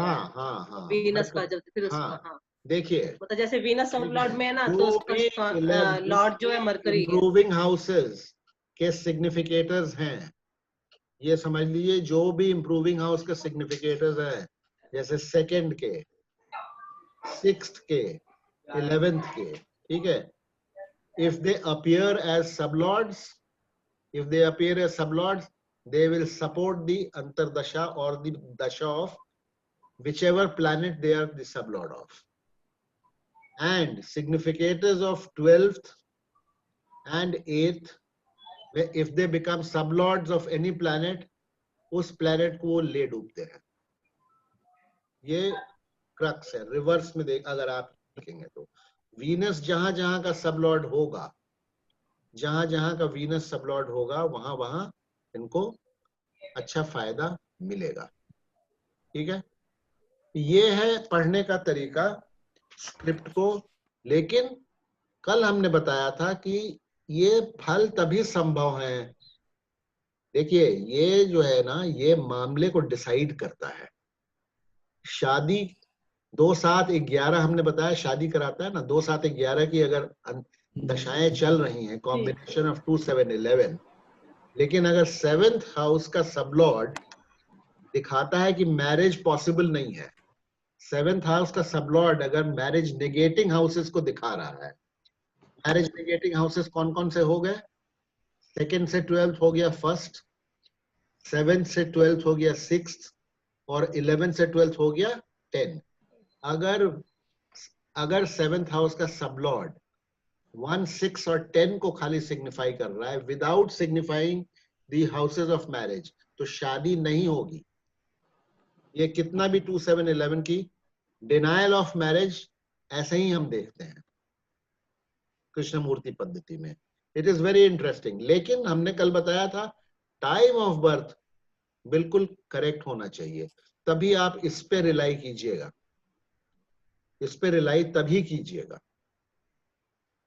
और जितना भी हमने ये वीनस वीनस की बात की कि बहुत अच्छा रिजल्ट देंगे, 11th हाउस का बहुत अच्छा रिजल्ट देंगे, 11th हाउस का कस्पल सबलॉर्ड अगर सपोर्ट करेगा, वो अपने दरवाजे को खोल के रखेगा अच्छे इवेंट्स या इंसिडेंट्स के एंट्री के लिए इसके जीवन में, तभी वो अच्छे इवेंट्स एंटर करेंगे, अदरवाइज वो दरवाजा बंद हो जाएगा। तो सही, यहाँ 11th में तो सब लॉर्ड में मून है, तो फिर उसको कैसे देखेंगे? मून देखिए, इसको आप अगर आपको पता है कि ये रेक्टिफाइड है या रेक्टिफाइड नहीं भी हॉरोस्कोप है, तो एकदम उसका तरीका ये है कि आपको टेस्ट करना पड़ेगा। देखिए ये हम अब प्रेडिक्शंस में जाएंगे तब टेस्ट करेंगे, कुछ चीजों को लेकर के टेस्ट करना पड़ेगा कि ये, जैसे मान लीजिए कि सपोज हमें देखना है कि चलिए मैरिज ही देख लेते हैं। Venus is the sublord of the 7th house, whether Venus is permitting marriage or not, we have to see. So then for permitting marriage, Venus has to signify either 2nd, 7th or 11th, mainly 7th. If it has connection, direct connection नहीं भी हो तो through its sublord अगर connection है, through its sublord connection है, तो marriage को वो promise करता है कि marriage होगी। अब वीनस को हम देखें, वीनस क्या क्या प्रॉमिस कर रहा है। वीनस आ जाइए सीधे the 5th is connected with marriage, okay, it is connected with love affairs and marriage, okay. और क्या प्रॉमिस कर रहा है? 11th। तो 2-7-11 5 में से 2 हाउस को तो इसने सिग्निफाई कर दिया, तो मैरिज तो होगी शख्स की, और लव मैरिज का पूरा चांस है। सर 7th में तो पर वीनस नहीं है। कोई बात नहीं, आइदर 2-7-11 किसी को सिग्निफाई कर रहा है, और वो भी अगर बहुत स्ट्रांगली सिग्निफाई कर रहा है ना, ये फर्स्ट लेवल पे सिग्निफाई कर रहा है, वीकली भी सिग्निफाई करता है, तो दरवाजे बंद नहीं हो जाते हैं शादी के लिए, वरना तो बहुत सी शादियां नहीं होंगी कृष्णमूर्ति में। अगर यहां भी कहीं रहेगा 5th, 2nd, 7th और 11th के सामने, अगर और कहीं स्ट्रांगली उसको निगेट नहीं कर रहा है, तो शादी परमिट करता है। और यहां अगर नहीं मिल रहा है तो वीनस के फिर सबलॉर्ड पे आ जाइए। वीनस का सबलॉर्ड क्या है? जुपिटर। अब जुपिटर को देखिए, जुपिटर 2nd को कर रहा है, तो कहीं नहीं मिला तो 2nd स्ट्रांगली आ गया जुपिटर, तो Venus sublord of 7th house is permitting marriage through its sublord, which is Jupiter, which is signifying the 2nd house. ठीक है, यूं देखते हैं तो मैरिज हो गया। अब मान लीजिए कि हमें देखना है, कुछ चीजें हैं जो आपको देखना पड़ेगा जो हॉरोस्कोप चेक करने के लिए, तो वो इवेंट्स हो चुके होंगे तभी आप चेक कर पाएंगे। फ्यूचर प्रेडिक्शन करके आप, मैरिज कब होगी उससे इससे मतलब नहीं है, इसने खाली परमिशन दी है शादी की। मैरिज होगी ये 2-7-11 की जब दशाएं अंतर दशाएं आएंगी तभी होगी। हो सकता है 2-7-11 का कॉम्बिनेशन मैरिजेबल एज में नहीं मिले, तब भी शादी नहीं होती है। देखिए बहुत सारे परम्यूटेशन कॉम्बिनेशन है। अगर मैरिज होगी तो बच्चा होगा कि नहीं, बच्चे होने के लिए हम देखते हैं 5th के सबलॉर्ड को, 5th के सबलॉर्ड के मेल के केस में 11th के सबलॉर्ड को देखते हैं। मेनली 5th को भी देख सकते हैं आप, 11th को भी देख सकते हैं। फिफ्थ जो है, क्योंकि वो वाइफ के केस में फिफ्थ हाउस को देखा जाता है कि फिफ्थ हाउस चिल्ड्रन का है, और मेल के केस में 11th को हम मेनली, फिफ्थ को भी देख सकते हैं। क्योंकि 11th को क्यों देखते हैं? बिकॉज आपके वाइफ, आपके हॉरोस्कोप में आपके वाइफ का घर 7th है, और 7th हाउस से 5th house is the 11th house. That is why male horoscope में we will check the 11th house. 11th house में नहीं मिलेगा तो 5th हाउस भी परमिट करेगा तो बच्चा होगा। तो 11th हाउस क्या है? सब लॉर्ड मून है। अब मून देखें क्या कर रहा है। मून फर्स्ट को कर रहा है, मून फोर्थ को कर रहा है, मून जो है 2, 5, 11 का कॉम्बिनेशन होना चाहिए। इसमें कहीं मून 2, 5, 11 में शायद नहीं नजर आ रहा है कहीं भी। ठीक है, तो अब मून के सबलॉर्ड पर हम जाएंगे। राहु, राहु क्या क्या कर रहा है? राहु 7th को कर रहा है। ठीक है, सेकंड को भी कर रहा है, सी लेवल कोई सिग्निफिकेटर। बात नहीं, कोई बात नहीं। नाइन्थ को भी कर रहा है। दिस खाली वी आर लुकिंग कि इवेंट को अलाउ करेगा कि नहीं करेगा। अगर 11 नहीं भी कर रहा है, 5th कर रहा है ना, 5th भी अगर कर रहा है तब भी 2, 5, 11 का कॉम्बिनेशन होता है। The rule is 5th sublord or 11th sublord, if they are signifying any of the houses 2, 5, 11, then childbirth or progeny is promised. तो यहाँ पर 5th हाउस सबलॉर्ड कौन है? 5th हाउस सबलॉर्ड तो वीनस है, तो वीनस तो 5th का सिग्निफिकेटर है ही स्ट्रॉन्ग। तो यहाँ पर कहानी खत्म होगी, बच्चा होना ही होना है। बच्चा कब होगा? वो फिर 2, 5, 11, 2, 5, 11 की दशा अंतरदशा में बच्चा होगा। हर एक चीज के लिए इसी तरीके से हमको जो है ना पहले परमिशन लेना पड़ेगा। ये पर्ची काटते हैं, पर्ची काटेंगे तभी आपका, ये गेट कीपर्स हैं, तभी आपको अलाउ करे घुसने के लिए। तभी आपको ये मतलब ये स्टैटिक है, ये आपका ये डेस्टिनी डिसाइडेड है। यहाँ इवेंट आपके लाइफ में होगा कि नहीं होगा, कस्पल सबलॉर्ड बताता है। अच्छा, कस्पल सबलॉर्ड में हमने एक चीज और क्या कहा था?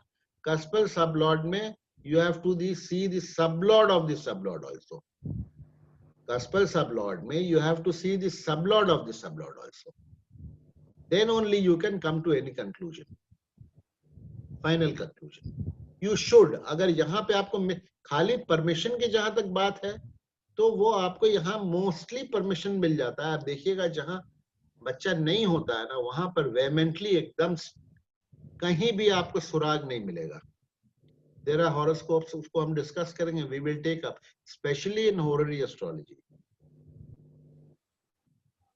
कृष्णमूर्ति में नेटल में तो थोड़ा सा डिपेंडेंसी हमारी टाइम ऑफ बर्थ पर बहुत ज्यादा है, क्योंकि 2 से 3 मिनट में सन, अगर सन जो ये सन लॉर्ड है, ये सन जो है सब लॉर्ड ऑफ 9th हाउस है, अगर ये 3 मिनट से आउट होगा ना ये हॉरोस्कोप मान लीजिए कि 10:15 का टाइम दिया है और एक्चुअल टाइम 10:11 का है, तो ये बदल जाएगा एज सब लॉर्ड। जब सन बदल जाएगा तो 9th हाउस के सिग्निफिकेशन सारे बदल जाएंगे। तो इसीलिए we have to be sure, otherwise इसको जस्ट इग्नोर इट, इसको मत देखिए आप इससे और इससे प्रेडिक्शन कीजिए। अच्छा, और एक और नियम और है, मैं राइट अप दे दूंगा, ठीक है? आज मैंने सोचा था उसको डिस्कस करेंगे, लेकिन हमने आई थॉट इट अगर हम कस्पल पोजीशन नहीं देखें तब भी हमारा काम चल सकता है। ये चल सकता है, पोजीशन देखकर एक्यूरेसी की बात होती है। अब देखिए और एक कॉन्सेप्ट बता देते हैं, ध्यान रखिएगा, it is a very important concept. जिस भी, जैसे यहाँ पर 2 हमें ये नजर आ रहे हैं ग्रह जिनके नक्षत्र में कोई भी प्लैनेट नहीं है, ठीक है? एक जुपिटर है और एक दूसरा सन है। These 2 they don't have any, and Rahu भी है, ठीक है? राहु भी है, हाँ राहु है, राहु, जुपिटर एंड सन, ये 3 ग्रह ऐसे हैं जिनके किसी भी नक्षत्र में कोई प्लैनेट नहीं है, तो दे आर कॉल्ड अनटेनेड प्लैनेट्स। या इसमें ट्रू एस्ट्रोलॉजी में आप देखिएगा P लिखा होगा सामने में, P, ये हमने याद, ये तो पूरा कट कर दिया है स्पेस के वजह से। एंड लास्ट कॉलम में पी लिखा होता है। पी मतलब पोजिशनल। अनटेनेंटेड वैसे हम बोलते हैं, अनटेनेंटेड मतलब देयर स्टार्स आर अनटेनेंटेड। इनके नक्षत्र में कोई टेनेंट नहीं है, दीज आर कॉल्ड टेनेंट्स। तो इनके नक्षत्र में जब कोई टेनेंट नहीं होता है ना, दे बिकम वेरी स्ट्रॉन्ग। कैसे दे बिकम वेरी स्ट्रॉन्ग? जैसे आप देखिए, आप इस यहां आ जाइए आप, ये तो हमने बात कर ही लिया था। जैसे सन जो है ना, सन देखिए, राहु सन जुपिटर, सन नजर आ रहा है, सन नजर आ रहा है। सन के नक्षत्र में कोई भी प्लैनेट नहीं है अनटेनेंटेड। सॉरी, ये सन है, ये सन के there is no planet in any of the nakshatra of sun, and sun is the cuspal sublord of the 9th house. So sun becomes a full significator of the 9th house also. ये ध्यान रखिएगा, sun अपने दशा अंतर दशा में ये significations के अलावा 9th house का full significator होगा। ये आपको इस टेबल में कहीं नजर आएगा, 9th हाउस में कहीं आपको सन नहीं नजर आएगा। लेकिन अनटेनेंटेड कस्पल सबलॉर्ड जो है ना, it becomes a full fledged significator of the cusp. 9th house का फुल फ्लेज्ड सिग्निफिकेटर सन है। सन अपने दशा में यहाँ पर 9th को नहीं भी दिखा रहा है, तब भी वो हायर एजुकेशन दे सकता है, तब भी वो लॉन्ग जर्नीज फॉरेन ट्रिप्स पे ले जा सकता है। ये तो इसके सिग्निफिकेशंस रहेंगे, फर्स्ट का रहेंगे। देखिए यहाँ थर्ड का हो गया, third is journeys, short journeys, ठीक है। और साथ में सन जब चलेगा तो ये sixth is a good signification, for wealth and other things. It is a bad signification for health. Sublord of the 6th house, अगर फर्स्ट के ये जो, अगर ये 3 प्लैनेट यहाँ पर 6th इनका सबलॉर्ड अगर 6 से कनेक्टेड होगा, इनका सबलॉर्ड इन तीनों में से किसी का, सन का भी, क्योंकि Sun is also full fledge first house, तो वो बीमारी देता है। ये ध्यान रख, ये हम धीरे धीरे पढ़ेंगे। खाली कॉन्सेप्ट ये वाला टेनेंटेड अनटेनेंटेड का कॉन्सेप्ट समझ लीजिएगा, मैं राइट अप दे दूंगा so that you don't forget. Sun जो है यहाँ सन 6 जी, सर यहाँ से सन 6 का उसका भी स्ट्रॉन्ग सिग्निफिकेटर बन गया तो है, वो तो करेगा ही, वो तो अपना काम करता ही रहेगा। लेकिन इस टेबल में भी देखना है कि कोई अनटेनेंटेड प्लैनेट है क्या। अनटेनेंटेड प्लैनेट अगर है तो नहीं, ये उस कस्प का सारा जो है काम, कस्प के सारे रिजल्ट देगा। ओके, उसका स्ट्रॉन्ग सिग्निफिकेटर बन जाएगा, strong, very strong.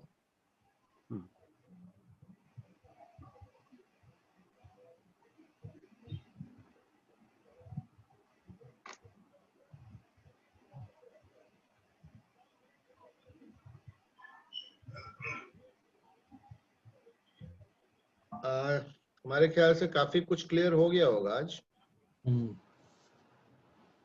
Yes sir, clear हुआ सर। कोई कंफ्यूजन है तो अभी भी पूछिए।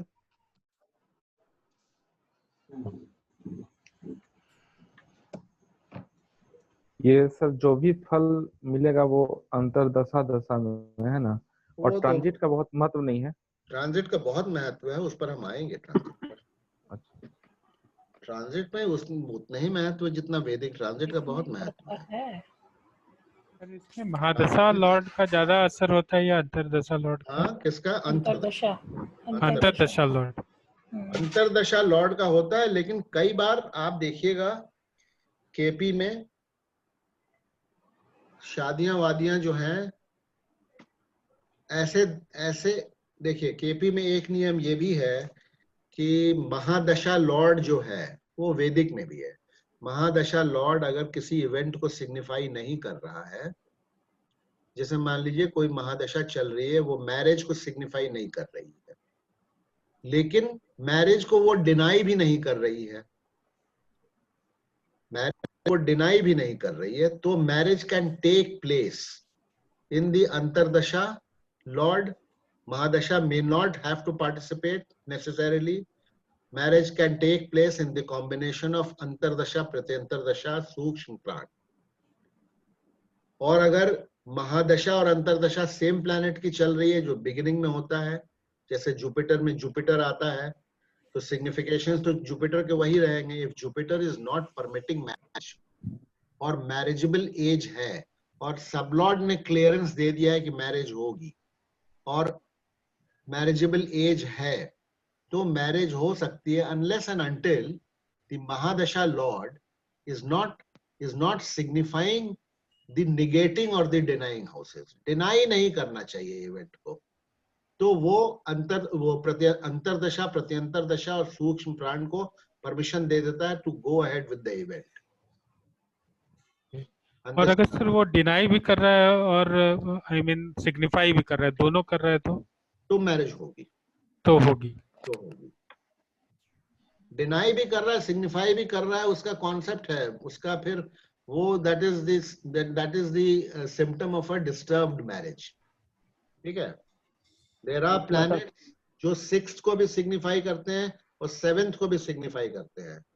खास करके सैटर्न जो कि कंसेक्यूटिव हाउसेस को ओन करता है ना, 10th और 11th, ये कंसेक्यूटिव हाउसेस कैप्रिकॉर्न और एक्वेरियस को आप देखोगे वो ओन करता है. तो अक्सर आप पाएंगे कंसेक्यूटिव हाउसेस का उसका जो है सिग्निफिकेशन है. यहीं पर देखिए ना, ये 11th और 12th का सिग्निफिकेशन है ना, उसी तरीके से कई जगह सैटर्न जो है 6th और 7th दोनों को सिग्निफाई करता है एट द स्ट्रॉन्गेस्ट लेवल. तो उसमें it will give marriage also later on. It comes in conjunction, in combination with another marriage disturbing planet, it can give you a divorce also. तो sir मान लो जो planet marriage signify कर रहा है उसकी अंतरदशा आएगी तो मैरिज होगी, और जो डिवोर्स सिग्निफाई कर रही है अंतरदशा उसके पीरियड में डिवोर्स होगी. डिवोर्स होगा. कोई प्लैनेट अकेले नहीं एक्ट करता है केपी में, किसी में भी नहीं एक्ट, वैदिक में भी नहीं है. हाउस ग्रुपिंग होता है. मैं हाउस ग्रुपिंग आप लोगों को दे दूंगा.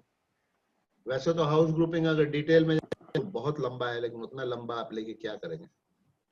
जो इम्पोर्टेंट हाउस ग्रुपिंग्स हैं मेनली मैरिज है, नौकरी है, बिजनेस है ना, प्रोजेनी है, और भी जो इवेंट्स होते हैं इम्पोर्टेंट, लॉन्गेविटी है, वेरी इंपॉर्टेंट लॉन्गेविटी है, ये सब के हाउस ग्रुपिंग्स में दे दूंगा.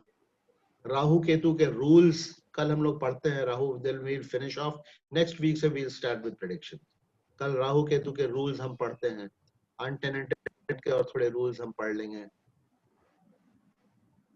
कुछ कंजंक्शंस वगैरह तो आप लोग क्लियर है, उसमें कुछ वैसा है नहीं कंजंक्शंस. और हाँ, एक कॉन्सेप्ट और है, ध्यान रखिएगा. कोई भी प्लैनेट जो है ना कृष्णमूर्ति में, केपी में, कोई प्लैनेट अगर एकदम कस्प पर है, जैसे सन, देखिए सन यहाँ पर कितने डिग्री पर है, 21 डिग्री 50 मिनट पर है, यानी कि ऑलमोस्ट 22 डिग्री पे पहुंच चुका है सन. ठीक है, ये देख रहे हैं ना, कर्सर देखिए फर्स्ट हाउस में एरीज में, देखिए 22 डिग्री पे पहुंच चुका है. ठीक है, it is on the cusp of the second house with only a difference of 3 degrees. सन ऐसे में हाउस का भी रिजल्ट देने की क्षमता रखता है. तो सर ये संधि कितने पे मानते हो आप? हाँ जी, कितना डिग्री पे सर ये संधि मानते हो आप? हम 5 तक मानते हैं. वैसे 5 डिग्री पे संधि 3 डिग्री 20 मिनट स्ट्रिक्टली बोलते हैं वो, लेकिन 5 डिग्री तक मानते हैं. 5 डिग्री तक मानते हैं. देखिए ऐसा है ना, वो स्ट्रेंथ भी थोड़ा सा देखना पड़ता है, प्लैनेट कितना स्ट्रांग है, अदरवाइज और बाकी सिग्निफिकेशंस देख करके कितना स्ट्रांग है. सर ये केपी का यहाँ पर सन 3 डिग्री के फासले पर है. यहाँ पर Sun will definitely give the result of second house also, which is a good signification to have. Any planet which is sitting almost on the cusp will give the result of the next cusp also. Sir ये KP में aspect और conjunction कैसे दिखते हैं, मुझे वो समझना sir. क्या चीज? केपी के अंदर एस्पेक्ट और कंजंक्शन को आप कैसे एनालाइज करते हो वो मैं देखिए एस्पेक्ट और कंजंक्शन जो है ना आप राशि चार्ट से देखिए। नहीं सर वो तो ठीक है, उसको प्रैक्टिकली कैसे अप्लाई करें वो चीज ठीक है वो कर लेंगे, कंफ्यूजन है। वो कर लेंगे। एस्पेक्ट कंजंक्शन कल ही कर लेंगे। एस्पेक्ट कंजंक्शन कर लेंगे, एग्जाम्पल चार्ट के साथ कर लेंगे। एग्जाम्पल चार्ट के साथ फल कैसे मिला वो भी देख लेंगे। जी जी, तो मुझे इसमें कंफ्यूजन है। हाँ वैसे ऑलमोस्ट वैदिक वाला ही है, उसमें कोई वो ऐसी तो ठीक है बात नहीं। सर, क्योंकि इसमें क्या होता है, देखिए ऐसा है ना, कॉमन सेंस सेज कि प्लेसिडियस सिस्टम तो प्लेसिडियस सिस्टम है, लेकिन जो एस्पेक्ट की जो डिग्री है वो तो नहीं चेंज होगी ना। हाँ जी, वो में एस्पेक्ट और कंजंक्शन साइन टू साइन आएंगे ना सर। हाँ साइन टू साइन, वही राशि चार्ट से मेरा मतलब है साइन टू साइन आएगा। जी जी जी, एस्पेक्ट और कंजंक्शन आप राशि चार्ट से देखिएगा, भाव चार्ट से मत देखिएगा। हाँ जी हाँ जी, प्लेसिडियस चार्ट से मत देखिए। भाव चार्ट से लॉर्डशिप और पोजीशन देखने से। बस बस बस। लेकिन फिर भी मैं इसमें प्रैक्टिकल मैंने कभी किया नहीं है, देखना चाह रहा हूँ। नहीं नहीं, प्रैक्टिकल मैं आपको दिखा दूंगा, मैं प्रैक्टिकल दिखा दूंगा। वो राशि चार्ट से देखना है आपको, एस्पेक्ट एंड कंजंक्शन। कोई सवाल कीजिए, हो सकता है मैं कुछ भूल रहा हूँ। सर वैसे एक चीज पूछना चाह रहा हूँ, जैसे मान लो हमने ये इसी चार्ट में मैरिज देखनी है, तो मैरिज को जो सिग्निफाई कर रहे हैं प्लैनेट्स, जुपिटर हो गया, राहु हो गया और वीनस हो गया, मार्स है, तो एक प्लेनेट तीनों हाउसेस को तो देगा नहीं, 2, 7, 11 का इकट्ठा सिग्निफिकेशन रहेगा नहीं। नहीं नहीं, उसको तो फिर उसको सर कैसे हम देखें कि किस अंतरदशा में मैरिजेबल एज में चले जाइए। मैरिजेबल तो चले गए सर, ठीक है, दशा चले गए। न्यूट्रल है। हाँ मैरिजेबल एज में चले जाइए, और उसके बाद फिर आप पकड़िए 2-7-11, मेनली 2-7-11। उसमें 5-8 भी आ जाता है, लव मैरिज है तो 5 भी आ जाएगा जी, ठीक है, 5 भी आ जाएगा ठीक है। कई बार जो है, जो मैं अभी बोल रहा था, मेन जो आपकी महादशा है वो आपको 5 दे देगी, 8 दे देगी, 2-7-11 नहीं है, उसके लिए आपको पकड़ना पड़ेगा। ऑल दीज हाउसेस जैसे महादशा तो न्यूट्रल हो तो भी चलेगी सर। न्यूट्रल होगी, डिनायन स्ट्रॉन्ग होना चाहिए, न्यूट्रल होगी तब भी चलेगा। तो आपका जो है, आपका अंतर प्रत्यंतर सूक्ष्म और प्लस ट्रांजिट, आप देखिएगा ट्रांजिट खोल करके मैरिज के डेट्स में, ट्रांजिट में आप देखेंगे मोस्टली जो सिग्निफिकेटर्स है ना, वो मैरिज रिलेटेड हाउसेस में या नक्षत्रों में रहते हैं जी। This is how timing of event in KP is done. आप मोस्ट देखिएगा, आप अपने हॉरोस्कोप में देख लीजिए, अगर टाइम ऑफ बर्थ करेक्ट है, मैरिज खोलिए, उस दिन का ट्रांजिट देख लीजिए। टाइम करेक्ट किया था लेकिन कस्पल से किया था, अब वो 2-3 मिनट का ही फर्क निकल पाया था खाली। 2-3 घंटे का क्या चीज फर्क? 2-3 मिनट का फर्क निकला, मैक्सिमम मेरे ख्याल से 2.5 मिनट का फर्क था। क्या बीटीआर में? बीटीआर में तो वो तो कुछ भी नहीं है। हाँ कस्पल बीटीआर तो कस्पल से ही होगा सर। वो कस्पल में तो सर सब चले जाते हैं ना, उसमें तो वो जल्दी चेंज होते हैं। देखिए बीटीआर में क्या होता है मैं आपको बता रहा हूँ। बीटीआर में क्या करते हैं लोग, रूलिंग प्लैनेट से बीटीआर करते हैं। रूलिंग प्लैनेट्स ठीक है, मैं भी करता हूँ। रूलिंग प्लैनेट्स से बीटीआर करने के नियम है, उसको हम लोग डिस्कस करेंगे। That's a very very very sensitive and a very delicate subject. उसके बहुत सारे नियम हैं। सबसे पहला नियम तो है कि आप जब आपसे सवाल पूछा गया या आप जब को आपके दिमाग में आ रहा है, एक ही बार करना है रूलिंग प्लैनेट्स। एक आरपी ना, आरपी कस्पल के अलग है और इसके अलग है सर। नहीं देखिए मैं बता रहा हूँ, सुनिए तो, आरपी से आप बीटीआर कीजिए बेशक, ठीक है। लेकिन आरपी से जैसे ही आप बीटीआर करते हैं ना, आपको जब आप सेटिस्फाई हो गए कि हाँ ठीक है ये टाइम है, इंस्टेंटली चेक 1 or 2 इवेंट्स। वो तो आपको वेरीफाई करना पड़ेगा, पास्ट इवेंट से वेरिफिकेशन करनी पड़ेगी। कुछ इंपॉर्टेंट है, मैरिज है ठीक है, मैरिज है, चाइल्ड बर्थ है, सर्विस, चाइल्ड बर्थ है ठीक है, फर्स्ट जॉब है ठीक है, कोई बुरा एक्सीडेंट है, बीमारी है, एक्सीडेंट है, कुछ 2-3 इवेंट्स आप चेक कर लो, ठीक है। सबसे छोटा सबलॉट, सबसे बड़ा सबलॉट वाला चेक कर लो।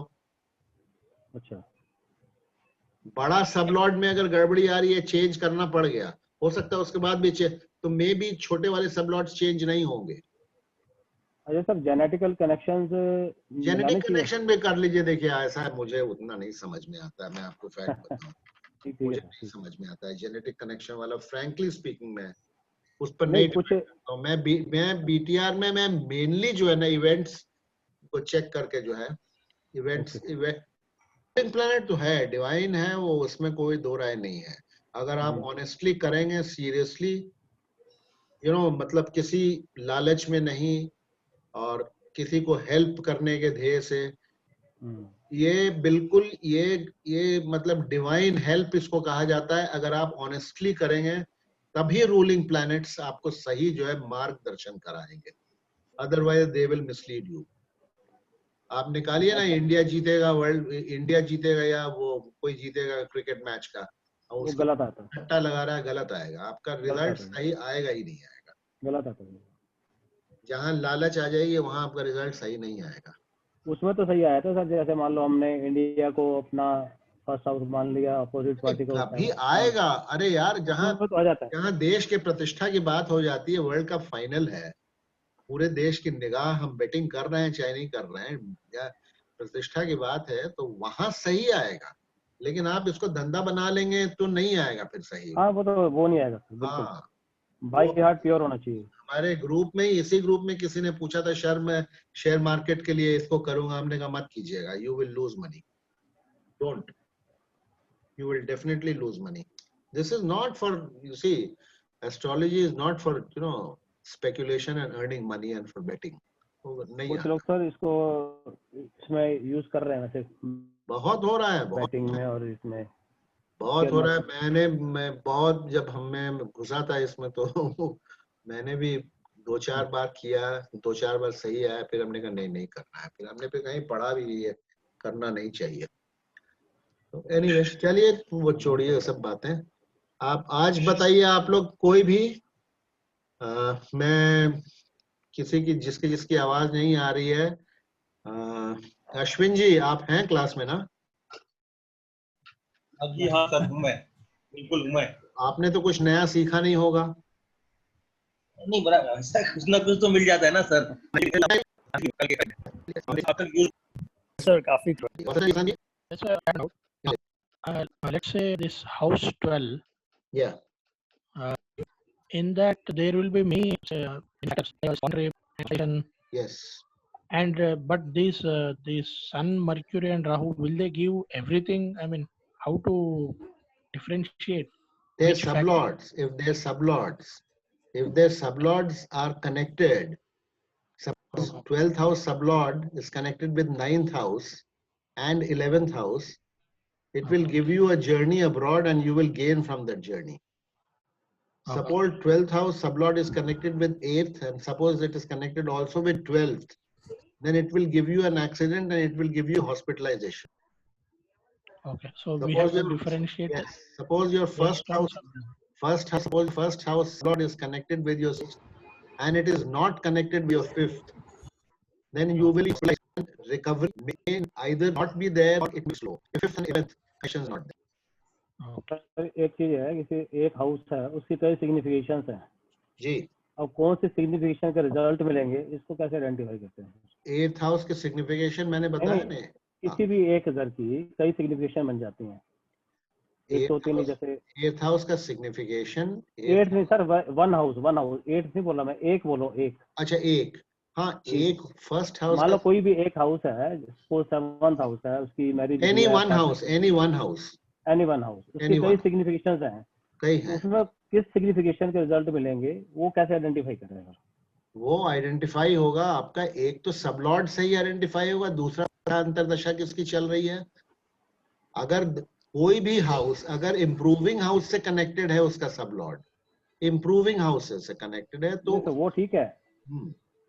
मैं कह रहा हूँ, मान लो 7th कोई हम स्टडी कर रहे हैं और 7th से मैरिज भी देखते हैं, पार्टनरशिप भी देखते हैं और अपना व्यापार भी देखते हैं, और पब्लिक इमेज भी देखते हैं, कई चीजें देखी जाती हैं, तो उसमें कौन सी सिग्निफिकेशन का रिजल्ट मिलेंगे? मैरिज के, पार्टनरशिप के, ये किसके मिलेंगे? 7th का कनेक्शन अगर 10th के साथ है, 7th का कनेक्शन या 10th का कनेक्शन 7th के साथ है, तो वो आपको बिजनेस दिखाता है।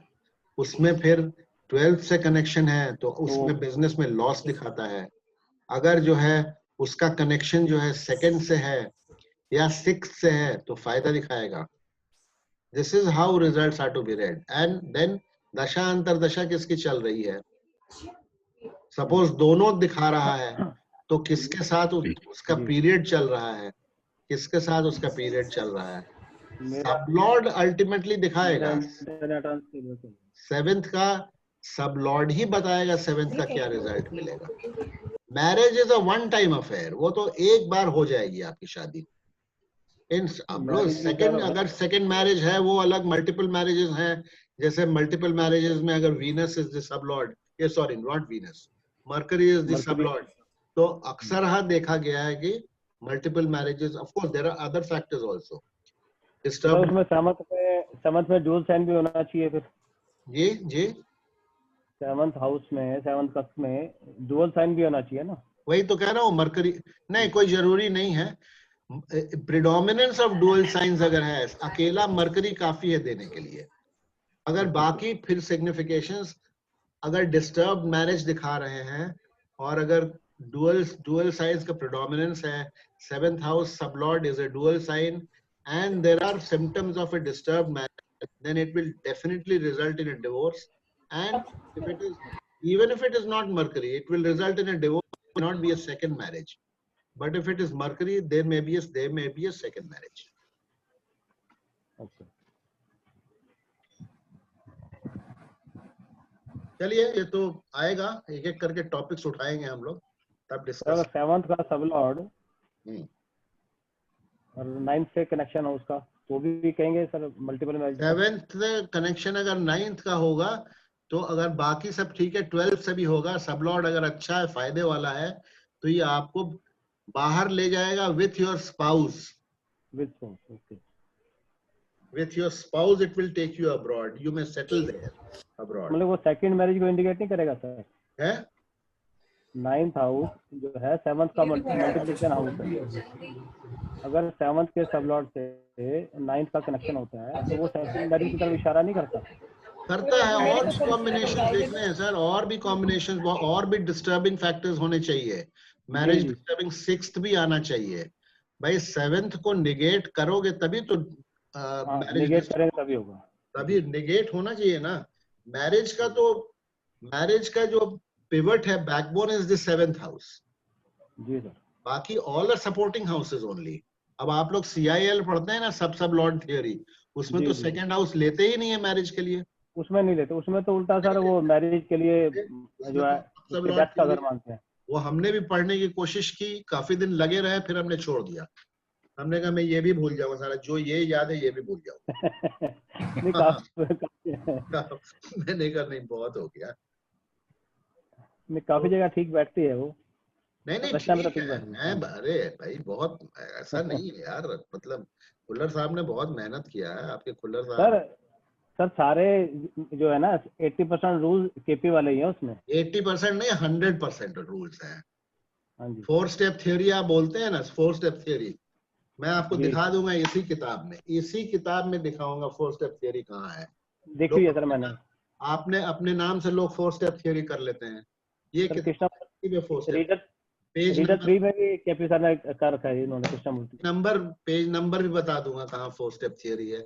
मैंने क्या बताया था, कृष्णमूर्ति जी ने, शायद उनकी अंग्रेजी उतनी स्ट्रांग नहीं रही होगी, तो he was not able to put it in that, you know, that systematic and chronological order।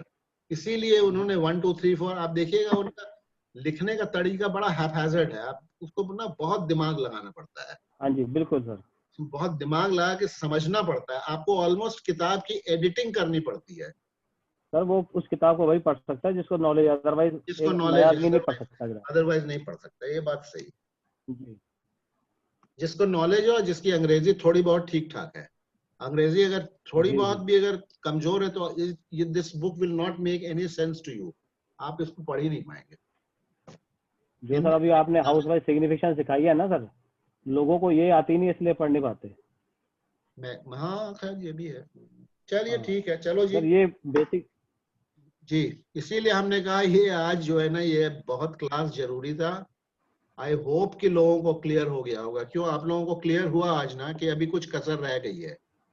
अगर कुछ कसर रह गई है तो आप लोग कर लीजिए, इसको थोड़ा प्रैक्टिस कीजिए, देखिए वीडियो सुनिए, राइटअप्स पढ़िए।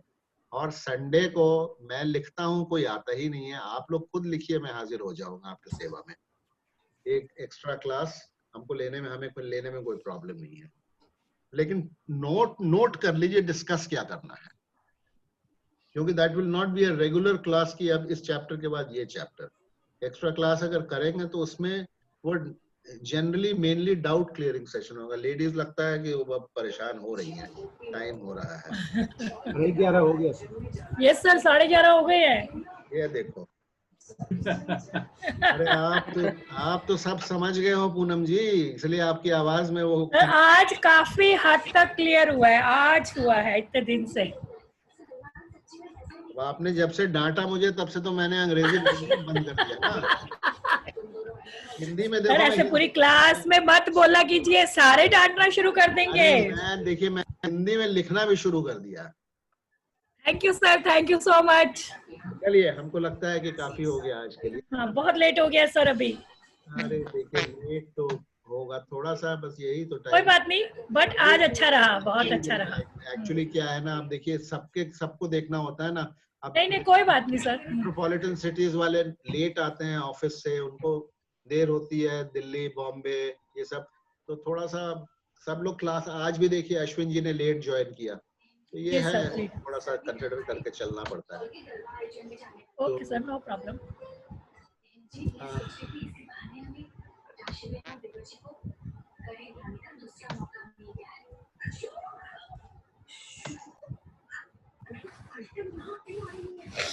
टीवी चल रहा था किसी अच्छे।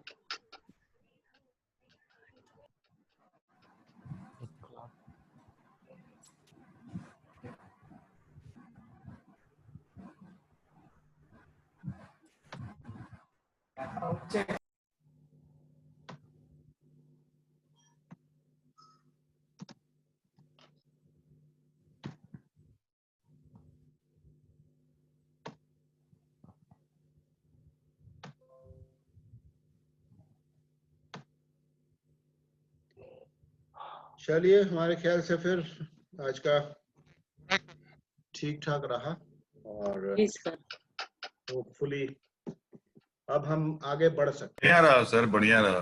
हम लोग आगे शायद अब next we can take up. अब थोड़े बहुत से कॉन्सेप्ट्स बाकी हैं राहु केतु का, वो भी बहुत कोई लंबा चौड़ा नहीं है, राहु केतु कैसे काम करते हैं, और अनटेलेंटेड प्लैनेट्स ऑलमोस्ट हमने आज बता ही दिया, और कुछ थोड़ा सा रह गया होगा, ज्यादा कुछ नहीं है।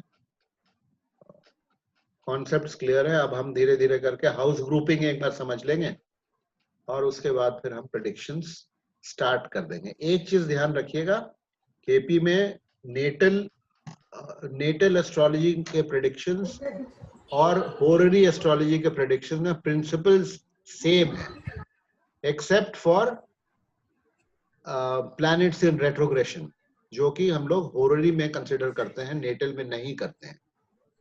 तो अलग अलग नहीं होगा वो।